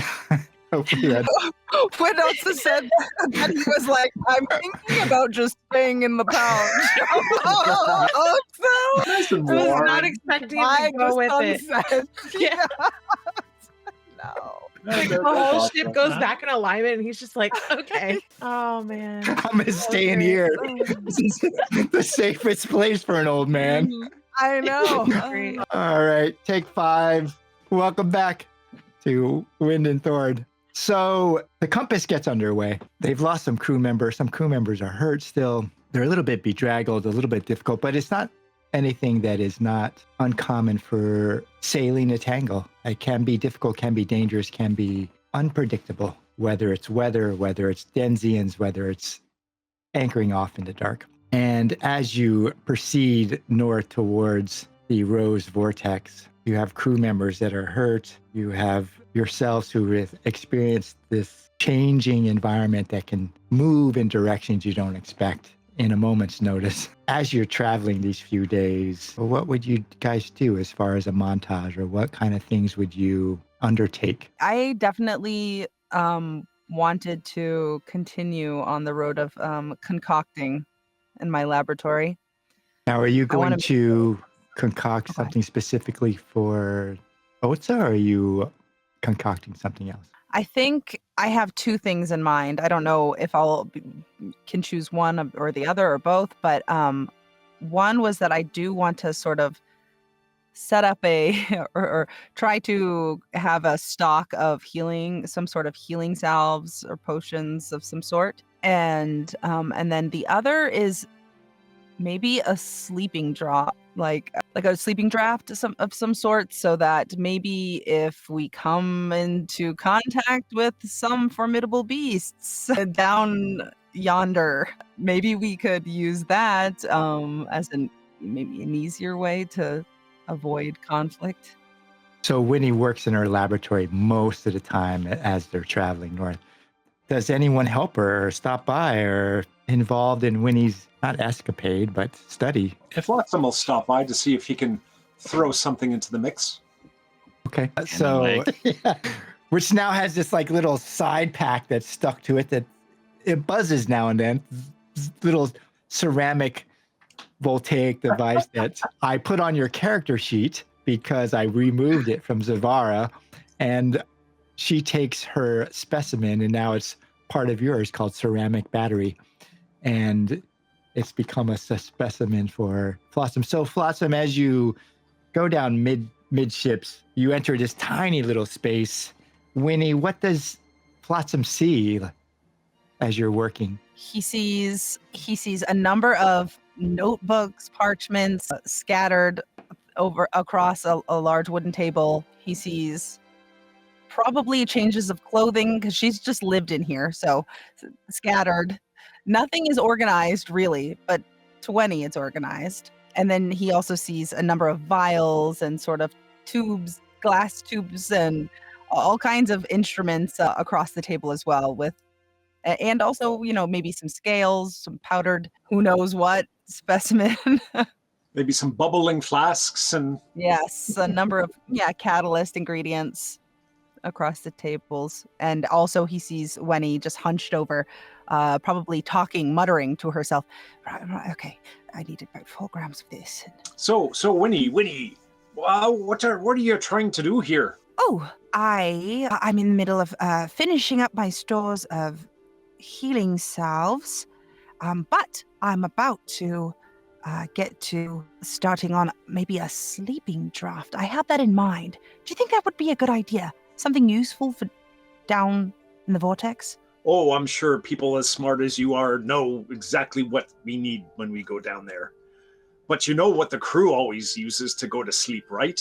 A good drink of grog. Oh. Flot-Sam opens up his barrel and reaches in, and he's got a resource. It's called a bottle of clear lightning. If you remember back at the beginning, that clear lightning kind of came his way, and he squirreled it away. So it's a piece of salvage that he's going to add to your laboratory. She takes it in a bit of madness. Oh, this actually might do.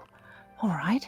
And then she takes that. She pulls out a couple of other things across the table and starts, putting things together furiously. So, Wenny, you pop open the wax top. It smells a little bit like nuts, the white lightning. It's got this odd nutty aroma. And you mix all this stuff up. I'd have you make a roll to concoct these substances with a bonus die from Flot-Sam's white lightning. Okay. And depending on your roll, depends on what you make. Okay. I will go grace for the delicacy that might be needed for this. Skill will be study. Hopefully concoct. Let's see. Oh yeah, I do. I know. How do I have 0 dice in concoct? Yeah, create is actually the montage name, so you can use anything really. So Okay.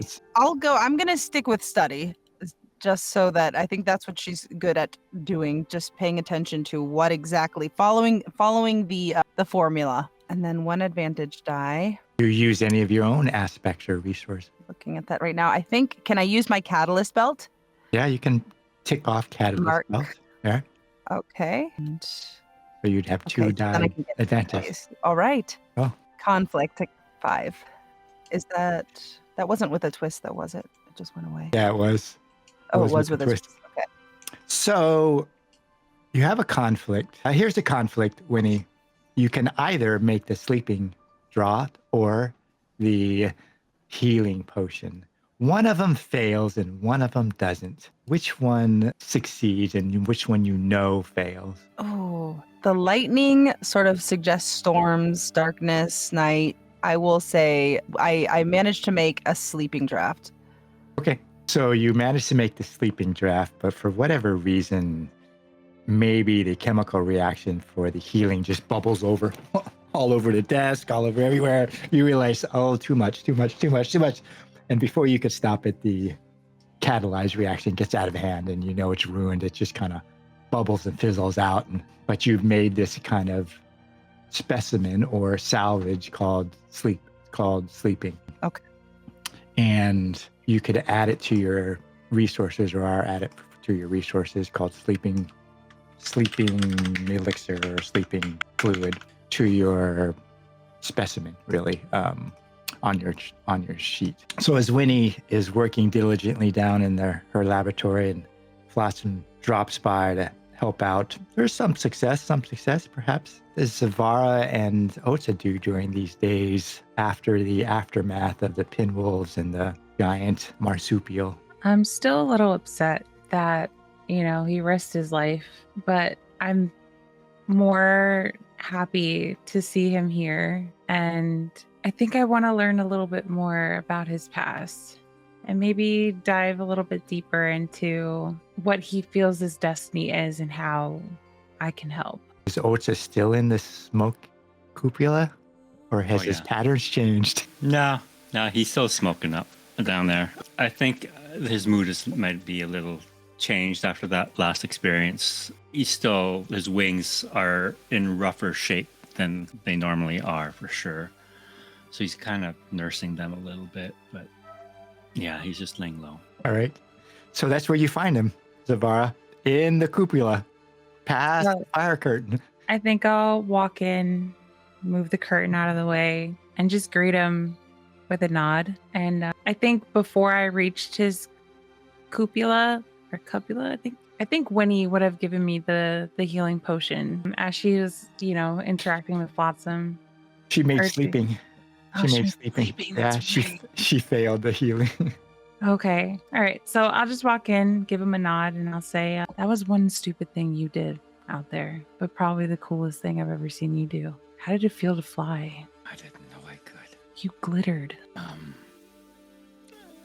He'll look at his wings, and you'll notice that they are much duller than they normally are. The red that kind of make up the markings of his eyes are kind of more ochre color now, not as vibrant as before. Do what you have to do. I pass you the hookah. I take the hookah. So how does this work? I never figured it out. I don't know if you're supposed to breathe in or blow out. I don't know. All right. It just looks good though, right? Sure. And I bring it up to my tentacles and I try to like do what he does and copy. And you enjoy this? Oh, no, it's hard stuff. But I think I'll pass for now. But thanks for sharing. So you don't look so well. Is there something that can be done about this? Or are you ready? ready for what, my dear? You keep talking about death. Comes for all of us eventually, doesn't it? Somehow I have a feeling you're sooner than the rest of us. Well, I am advanced in my years, despite what that Wenny says. I love that girl. What if I told you there was something that can be done to prevent that? Now, why would I want anything like that? Because there's so much to live for, even more. Is there now? I'd like to believe so. I have spent the better part of 19 years combing the Wildsea in search of that thing, in search of meaning, in search of purpose. And I found many things along the way. I found beauty, chaos, violence, and friends, not purpose. Not yet, anyway. This is my burden. You don't need bother yourself with it. What you have offered me by you just your very presence aboard the compass has given me something more than I've had in, I can't recall the last time I felt hope. And that's the closest thing I felt to purpose in a very long time. I can say the same. For some reason, we're all connected, and it's very odd. So I think you are fulfilling a purpose. This is your purpose. I think there's just more to it that we haven't gotten to yet, and I want to help. Tell me, Zavara, do you wish to return to the deep? I do. Why? I think I want to feel whole again. I miss my family. You know, I've gained family here, but what's family without love? And I've lost that in the worst way. So there are things that I need to uncover and why I was sent here and encased in this amber. It scares me. We're amongst friends now, and we share a path together. And for the lack of purpose that I might have, I find yours worthy and intriguing. And as long as I am able to draw breath, I will help you find your purpose. Thank you, Otz-Za. And I take the hookah out of his hand again, and I take one more puff, thinking it's going to relieve my stress. Right, so both of you make a healing roll. Yay! Edge.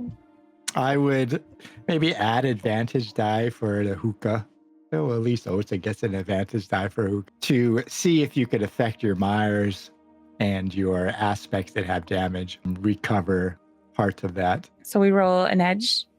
Yep, edge a skill, and then one advantage die for the hookah, and anything else you want to use, resources, aspects, that sort of thing. I'm going to use instinct and sway. And you said I already have advantage for my hookah? Yeah, I just... I can mark my smoked glass hookah as well. Oh, you can mark it. Yeah. I'm going to do grace and tend. That's good. And I'm going to use a resource and use a whisper. Okay. I'm going to use taboo of light. All right. And that's one advantage, right? So you get 2 advantage because you get 1 for the hookah. I gave it to both. Okay. All right. I'm going to roll. Oh, no. Oh, no. I wanted it to be great. Oh my God. So what happens when you fail a healing roll? You actually take damage. No. Guys, just don't talk to me. Just don't. I think the disaster is you mark your mire, Zavara. Your ink blots patterns whirl dizzyingly because you're trying to smoke this hookah. It just doesn't go well with you. Okay. And you have to actually mark your mire and kind of play that out like it affects you. Andrew, you do heal 1 slot somewhere. 1 slot. what do you think the conflict is? Aside from perhaps the conflict is Zavara suffers. The smoke has some sort of negative effect on her. I use that twist. Yeah, I'm what going would you to like make a suggestion here. I would rather take that damage than Zavara. Oh. Wow. Okay. Zavara came in here with the best of intentions. Despite my depressing mood, Okay. I feel it would. I'd like to take the mire. The rationing returns. Your colors and stories begin to fade.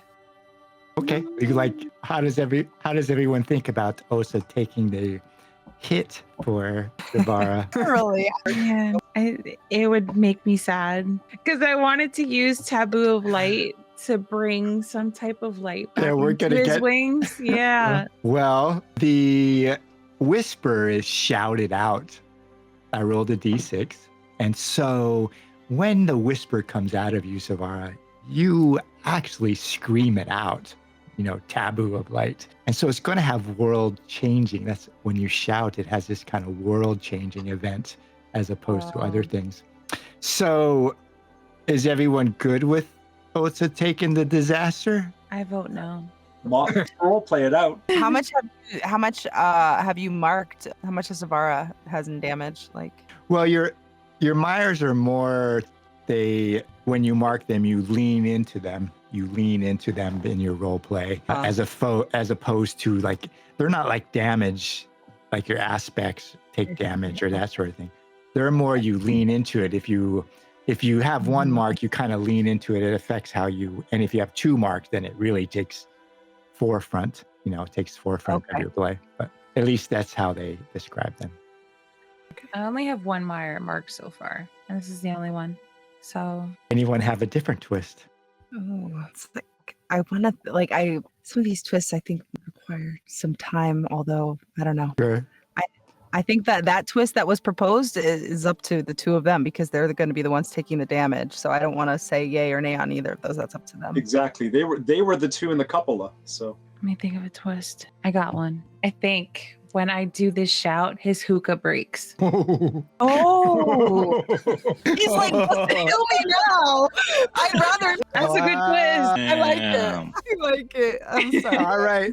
So here's what we got. A twist that Otz-Za takes the damage and the shout comes out, shatters his hookah. In addition, if you want to go with that, Otz-Za has perhaps you don't realize it, but the whisper, the shout that Zavara shouts out, Taboo of Light, unbeknownst to Otz-Za, perhaps in the travesty is as his hookah explodes, you get a one-time aspect called True Flight. Whoa. He isn't necessarily aware of it, perhaps, but he gets a one-time aspect to mark for True Flight that Otz-Za in some moment can fly as his wings were meant to. Yay. so cool. That's so cool. Is that the first aspect someone's gotten this whole game? I feel like it is. That's so cool. Yeah. So what happens, Otz-Za, when your explodes? You take the damage. Instead of Zavara, you take your hit to one of your mires. I think you were going to the rationing returns, your colors fade. That's what Otz-Za feels, like his colors fade, and then his hookah explodes. The aspect is something he's not quite aware of. I don't think it's for you to play like True Flight. But what happens in that moment as she shouts out that whisper, Taboo of Light, and you're sharing this moment? First, shock. What have you? My hookah. I'm sorry. I'm sorry. I just wanted to help. Otz-Za reaches out and takes your hand in his and says, "You have already helped. It's my job now to help you and the others find their purpose, and through that maybe I can find my own. Thank you. It was a bad habit anyway." I just grab his hand and I put my head down and I just nod. Let's go see if we can blow up something in Wenny's lab now. Okay. Lead the way. So, Flot-Sam, you did injure some of the crew with your cannon shot. During the moment and probably afterwards, as they're trying to recover, you said that you were going to try to help them, try to fix that wrong, even though it was necessary. the friendly fire as certain crew members are laid up in their hammocks, and some of them have taken some grievous injury from scatter shots. How does Flot-Sam go about it? Flot-Sam channels some character. There's always on a ship somebody who knows how to play a fiddle and sing a song and dance a. But what are the pirate or sailor shanties, or I can't remember now. So he's going to channel that spirit and try to raise their morale and entertain. Okay. Get their minds off of their woes. Maybe everyone should join in. You all probably see Flot-Sam do this, like tend to the wounded. Not just the ones he wounded, because surely that's affecting him in a different manner, but also those that have been wounded by the pinwolves over the next couple of days. Does anyone help him in any specific way? I think he had already come down to help me, and on top of that help that he assisted me with, I feel a little guilty that I didn't create a healing salve. So I think I would see him sort of above, trying to boost morale up top, and I think I would go to those crew members that were still, healing, and maybe I see him sort of boosting morale by singing sea shanties up top, and I think I'll just go below and sort of sing maybe some lullabies that I've learned in my clan to those in need of healing. Okay. So in that way, sort of boosting morale all across the ship in aid. So what I would have Erwin do as helping roll is just make one edge roll, and we're added to Flot-Sam's roll to heal or help heal the ship as you are traversing north towards the Rose Vortex. Okay. So just add one edge and that's it? Yep. Yeah, just roll an edge, like whichever edge you think would work in that way. Maybe I want to do either grace or instinct. I think grace. It's not necessarily instinct, but grace. Let's try that. Okay.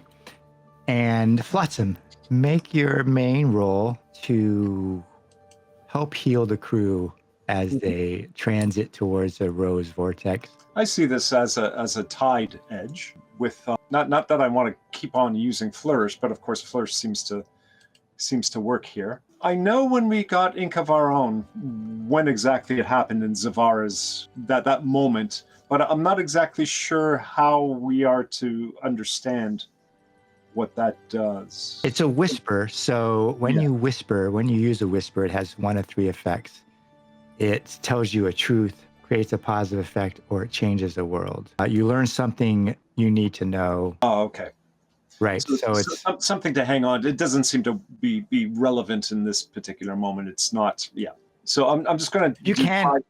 You can use it, and it would give you an advantage die, but then we roll to see how it comes out. And you learn something else. But I'm just going to do the two. Okay, 5-4. You got and you got you got 2 5s and a 4-4. Okay, two of a kind. So you do heal some of the crew. Some of the crew are just down. Some of them have taken leg wounds. Some of them languish for a couple days before you put them to the tangle because they did not make it. Whether that's poison of the pinwolves or scatter shot from Flot-Sam. Some of them don't make it. A couple, perhaps. What do you think the twist is in that moment? Good, bad, positive? I knew you were going to ask that question. It has to be a good twist, you guys. We're dying here. We're 1 mark away from that. No. Yeah, it's not a good night. Rolls have been so not great. Let's see. Twist. Anything, if nothing comes to mind, you don't necessarily have to use it. I was just curious if there was a particular twist, particular advantage or negative you thought as you were healing the crew, or unrelated, completely unrelated. It could be unrelated altogether. It doesn't have to be related to the moment necessarily. I think I'm just wondering, like, are all of the crew that we're tending, they're all going to survive, or are any of them like... Good question. Sure, most of them survive, but the conflict is you have lost a couple. Yeah, but like, are any of the survivors like going to die? Are they just are their wounds too severe, or are they going to? Oh, they're all survived until you get to the Rose Vortex. Okay. I think maybe, I don't know, just to throw it out there, maybe a twist could be while you're singing your sea shanties. Oh my gosh, what's his name? can't think of Beku. Beku, swinging on the ropes above, overhears you singing and recognizes one of the sea shanties as something his mom used to sing to him. And I don't know, I guess maybe to Beku, he thinks that's odd because he thinks that, oh no, my mom is the only one who knows that song, and my mom and me. Ooh. Oh, that's a good twist. Yeah, I like that. Ooh, maybe she was on the Samuel Breach. Ooh. So is Beku I can't remember, the bosun or Eku's little the cabin kid. boy. Oh, okay. We're off in search of his mother, and he hears you mid-swing. Enoch. He hears Enoch. you singing the sea I was shanty. thinking. Oh yeah, that's a cat. That's an Ectus. Mm-hmm. I like that twist. Beku hears him. You see him pause up in the riggings, and then he swings down, lands behind Flot-Sam. Navigator, where'd you learn that song? On one of the many trips before the breakage, there was a young woman who sang songs to the crew. That was one of them, and it was one of the favorites, and that lives on in me. Part of that spirit, part of those spirits. I think you're a little bit scattered there. He knocks on your barrel. Tick, donk, donk, donk, donk, donk. I think sometimes you make stuff up. Perhaps I do, but when it comes true, is it made up? Well, my mama used to sing me that song. I haven't heard it anywhere else. What was your mother's name? Teche Etzriko, the pirate. Was she ever on the Samuel Breach? I don't know. I wasn't born yet. Right, you know where the other officers are. You know, Officer Wenny and, well, Officer Zavara asked me to do something for them. Aye, what's that? I had needed to convince the captain to go a certain place. The captain's, she's a little squirrely, and she figured it out. And now she wants to see them. See those places or see Winnie and Zavara? Right. She wants to see her officers, Wenny and Officer Zavara in her cat. That's where I'm supposed to be going. I'm supposed to be going to get them. Oh, my. Maybe we should get Otz-Za. Maybe he could, I don't know, calm her down. I think if anyone can, Otz-Za can. All right. You go get Otz-Za. I will go get them, and we'll meet at the captain's cabin. Don't sing that song anymore. Makes me sad. Oh, I'm sorry, little one. And one more question. You wouldn't happen to have any bullets in your barrel? Don't you go poking around in my barrel. You didn't answer the question, so that's probably a yes. Thanks a lot. I go get them. So much trouble. I love him. So I'll wander down and go knock outside of the cupola. I'm not there. And the cupola is clear for the first time probably in its history. I thought you were answering. I'm not here. I know. I'm not here. No. Okay, I'll have to start looking around. When he was with you singing while you were singing your shanty, right? She was below decks. She was below deck. I think Right. Otz-Za and I were going to Wenny, so that's where we are. So we're below deck with her because we were going to get into like her stuff. Yeah. Sorry, Yeah. I'm sorry. Side question. For that role, I should have used Ghost Heart, right? With ghosts and spirits. Oh yeah, but now it's past. Oh no! I mean, I was going to check it off. Oh yeah, you can check it off. Yeah. Okay. So that's I'm where. looking full X. Yep. Beku the Swift finds you. He runs down and then comes to a sliding halt. He sees Winnie in her thing in her laboratory, and then he looks down the hall and he sees Zavara and Otz-Za coming, and you can see him like, great. Officer Winnie, the captain wants to see you. And you too, Officers Zavara and First Officer Otz-Za. What for, boy? Well, I don't know. What happened with your task? She's smarter than she looks. She knows. And now she wants to see you too. And I think maybe First Officer Otz-Za might be of assistance to your plight. What exactly does she know? That you wanted a detour to a specific spot to pick up some stuff of your own desires. Okay, and that's so okay. Oh, all right. I look over at my two friends who have joined me down here. I think we can just explain it very simply. I mean, she might be mad at me. I'm willing to take the hit. That's fine. Do you have the map? do. I'm not sure if we should show her the map, though. No. I have another map Mm, that I can mark the locations on okay. and show her. I've heard these locations have interesting stuff. Maybe it'd be fun. Yada yada. Sorry to drag you into this, Otz-Za. I'm not. Help us, please. Come on. All right. Right. Really quickly. I'm going to just trace on another etched branch map that I have those locations, but not the map that we had all sort of compiled together. The map, my own personal map, and I just mark those locations very quickly before we sort of head on our way up to the captain. Good call. Yeah, Beku the Swift is watching and going, and he goes, "Are you making stuff up?" Hey, I'm not making anything up, Beku. You're already in trouble, mister. Well, I'm not going with you if you're going to lie to the captain, because that's like hanging this. your pistol restrictions are a lot limited than you think right now. It wasn't like I didn't try. And I'm not Navigator? lying. Just 2 copies, same places. There you go. Just a different. I just don't want to take this map. That's all. No lies. Those smudges look new. And you're talking about TangleFang, who's a pirate captain of notoriety. Go on if you think you're going to fool with her and make it. I'm staying here. Yes, I won't touch please. anything in the lab. Go Oh, where they're gosh. singing the shanties, please. I'm like, should we With- have Otz-Za? Otz-Za, maybe somebody watch him to stay. I don't We know. need Oh, Otz-Za. He's got. I'm not watching him. Maybe we stuff him inside a Flot-Sam for just a couple minutes. No. Brilliant idea. Well, as the three of you walk down to the captain's quarters, Beku waits a while, and he goes running and finds Flot-Sam. Flot-Sam! I found Otz-Za and offers Wenny and Zavara. They're headed to the captain's cabin. Good work, little one. They said that it's okay to give me the bullets. They did? Yeah.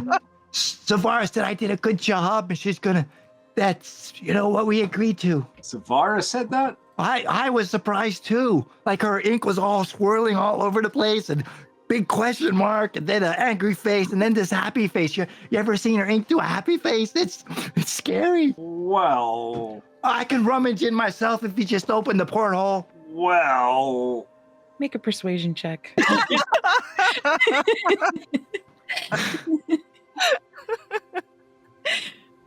Oh my goodness. Let me have a look at that pistol first. All right. Well, Zavara has it somewhere. Oh, Zavara has it. You don't have it. No. Are you sure? Yes, I wouldn't lie to you. You don't lie to the captain. I don't lie to you. And why is your voice breaking? Because I'm growing. I'm about to change. I have a look at Beku and I size him up. Does he have any, like a pistol handle sticking out from under his jacket or anything? No, he has like an empty holster. Oh, okay. So No, I have his pistol. Right. okay. Yeah. That probably happened towards the end of the last session, and by then I'm starting to go downhill. Right. Okay. Okay. So yeah. Oh, okay. Well, if it helps the situation out, let's have a look. And I turn away from him and I open up the portal and I'm watching out of the corner of my eye, and I reach in and I'll pull out a single bullet and give it to him. Just one. Just one. That Until might be a you little- prove to me that you're a responsible young cabin boy. That's easy. All right. Good to go. Okay. Thanks. I wouldn't go near the captain's quarters, though, because I think there's going to be a hanging. Oh, okay. I'll head over there. Right. Stay safe. At the captain's quarters, her door is slightly open. She's got her pistol on her thing, and she's sitting behind, and she looks up. Otz-Za, why are you here? I need to speak with these two. All right. I knew it. I knew it. Oh. Otz-Za leaves. Otz-Za leaves. Wenny and Zavara. There's no chairs in the captain's quarters except for her chair and a little stool. That's where Beku sits. And you're standing in front of her desk, and she's got her pistol, like as always, right there. And she's looking over some maps, and she goes, "Officers, explain yourself. Why were we going to reroute the ship towards some place we were going to go?" Well, actually, we weren't rerouting. Actually, there were just stops along the way. So really not too much extra time. And, well, there are these locations that I've been told about that might have some important things, sort of alchemical ingredients and catalysts that I could collect and use to make useful things. You know, is there anything you're interested in? I could maybe try to draw something up. She reaches over to slide your pistol across the table. Officer Zavara, so let me get this straight. You wanted to go hunting for stuff while we're on the trail of the notorious pirate Teche Etzriko, and instead of talking to me directly, you employed my cabin boy. That is correct, yes. Right. Good. We've seen the bond that you've had with him, and we thought maybe you've gained a warmer side, Captain. So what my partner here is trying to say is things might be in your favor if we do this. She's gotten really well at doing, you know, what she does best. And I think we could use more resources along the way. All right. Precisely. Leave this up to dice. Okay. One of you will make Why? the main role. I do have a question. Man. Captain TangleFang looks up at you, Wenny, and says, "What is that under your arm?" Well, it's a map my grandfather gave me, and I hand it over to her. What am I looking at? You're looking at a map of the surrounding areas, and I've marked off some locations that my grandfather had told me about. He licks her finger and goes, "Those are awful fresh." Well. Oh no. What has freshness got to do with it? I've got it all stored up here, but I had the idea. I noticed we were going to be taking this route. I thought, this looks similar to the place that my grandfather had told me about. All right, so you're making a roll to convince TangleFang to slightly reroute the ship. Who wants to make... Well, what I would probably do is, Zavara, oddly enough, the captain takes to your straight shooting. A, you didn't lie. B, you were like, you know... And she likes a conniving officer at any times. But using the cabin boy, when she talks about it, you think there's a lot of heat behind her words, but... There's a little bit of, yeah, that was giggly and, you know, laughable, but yeah, nice try. You know, she's a pirate. So I have Zavara make the main roll, and then Wenny, I would have you roll one of your edges, whichever you think. Okay. And we'll add the rolls together and see what happens. Ooh, fails maybe? I have a question. What would be considered a pre-verdant artifact? Would her map be one? No. No. Pre-verdant would like predate. Yeah, like a piece of gear, a piece of metal, a piece of, you know, that sort of stuff. It probably wouldn't. Paper wouldn't survive that long. It could be a book, I guess, if you found it in a ruin. You know, that sort of thing. Okay, man. Oh my gosh, no help at all. No. She's seen through my lies. No. No help at all.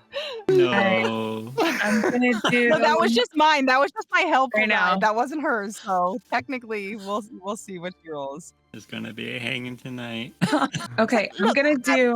You don't like me. I had to. You're just no help, Wenny. You're no help in this moment. You're fumbling giving over your map. Yeah. You know, it's all on Zavara at the moment. All right, I'm gonna do tides. Okay. I'm stuck between flourish or sense, but I'm gonna do flourish. Well, that makes sense. Yeah, I think. And no advantage, right? Because no. Well, you're using her one roll, but her one won't count, obviously. So it's going to be flat out whatever you can get. Okay. All right. Oh man, here we go. Oh no! You gotta be kidding me. Andrew, getting out there. Oh my God. I'm God. telling you, I think we're cursed this session. No more Rewind. Fridays, guys. No more Fridays. I know. All right. Dang it. There's no help for this, really. She looks at you and leans back, picks up her walking stick, this gnarled iron root, and she just swipes at all the strings. You hear all the bells up on top side, like she's just hitting them. And you can see at first there's anger seeping into TangleFang. For some reason, something you say must tip her off. Something you walk into. You can't really figure it out at the moment. You suddenly throw a switch on TangleFang. Some part of the conversation goes awry. You say something that immediately causes this change in her. And she has her pistol in her lap. She doesn't have one arm on her left. She takes her right hand and she's just swinging it. Otz-Za comes up on deck. All the bells are ringing. There's a line of bells right by the wheel that all those lines connect to that go down to the captains, and she rings them here and there. And they just start going off, Otz-Za. And you see Beanox by the mainmast. He looks up and he sees all the bells, and you see this look of fear in his eyes. Otz-Za, like, what the hell? Like, it's calm seas. The tangle is great. The sun is out. It's easy sailing. And all of a sudden, all these bells go off from the captain's thing. And he runs past you, Otz-Za. He gives you this look, but he doesn't even say, Otz-Za, what the hell? He just runs down the stairs into the captain's cabin. He enters the cabin. He has his sword out, and he comes in with his sword, and the captain looks at him, and Beanox looks at Wenny and Zavara, and he's kind of confused because he feels a little bit abashed. We just entered the captain's cabin with his sword out. And she looks at him and he says, Beanox, put these two in irons and take them out. And we'll end it there for today. Oh my god! Oh No! Oh my goodness gracious! Freaking Becky's. I hope our dice are better for us next session. Oh, don't blame the dice. You lied to the captain. Hey, Becku does it all day. Yeah. He's also And it would only He work didn't for have to him. give He's him a rolling hot. bullet. Baby. He's rolling hot. 1-1-1. 3 ones. ones. That is 3 ones in the crazy. disaster. And a twist. So the twist is you're clapped in irons and you're taken back aft to the tiny little jail. Really, all ships have a little jail part. Not that you would think there would be one. And that's where we end the session. Hopefully, y'all And had fun. we feel the dangers of piracy and family track too, right? With that disaster. I'm pretty sure. Did it? Oh my gosh! Seriously. Wow, what a Holy night. cow. We're so close to catching up with Of Crew and Purpose.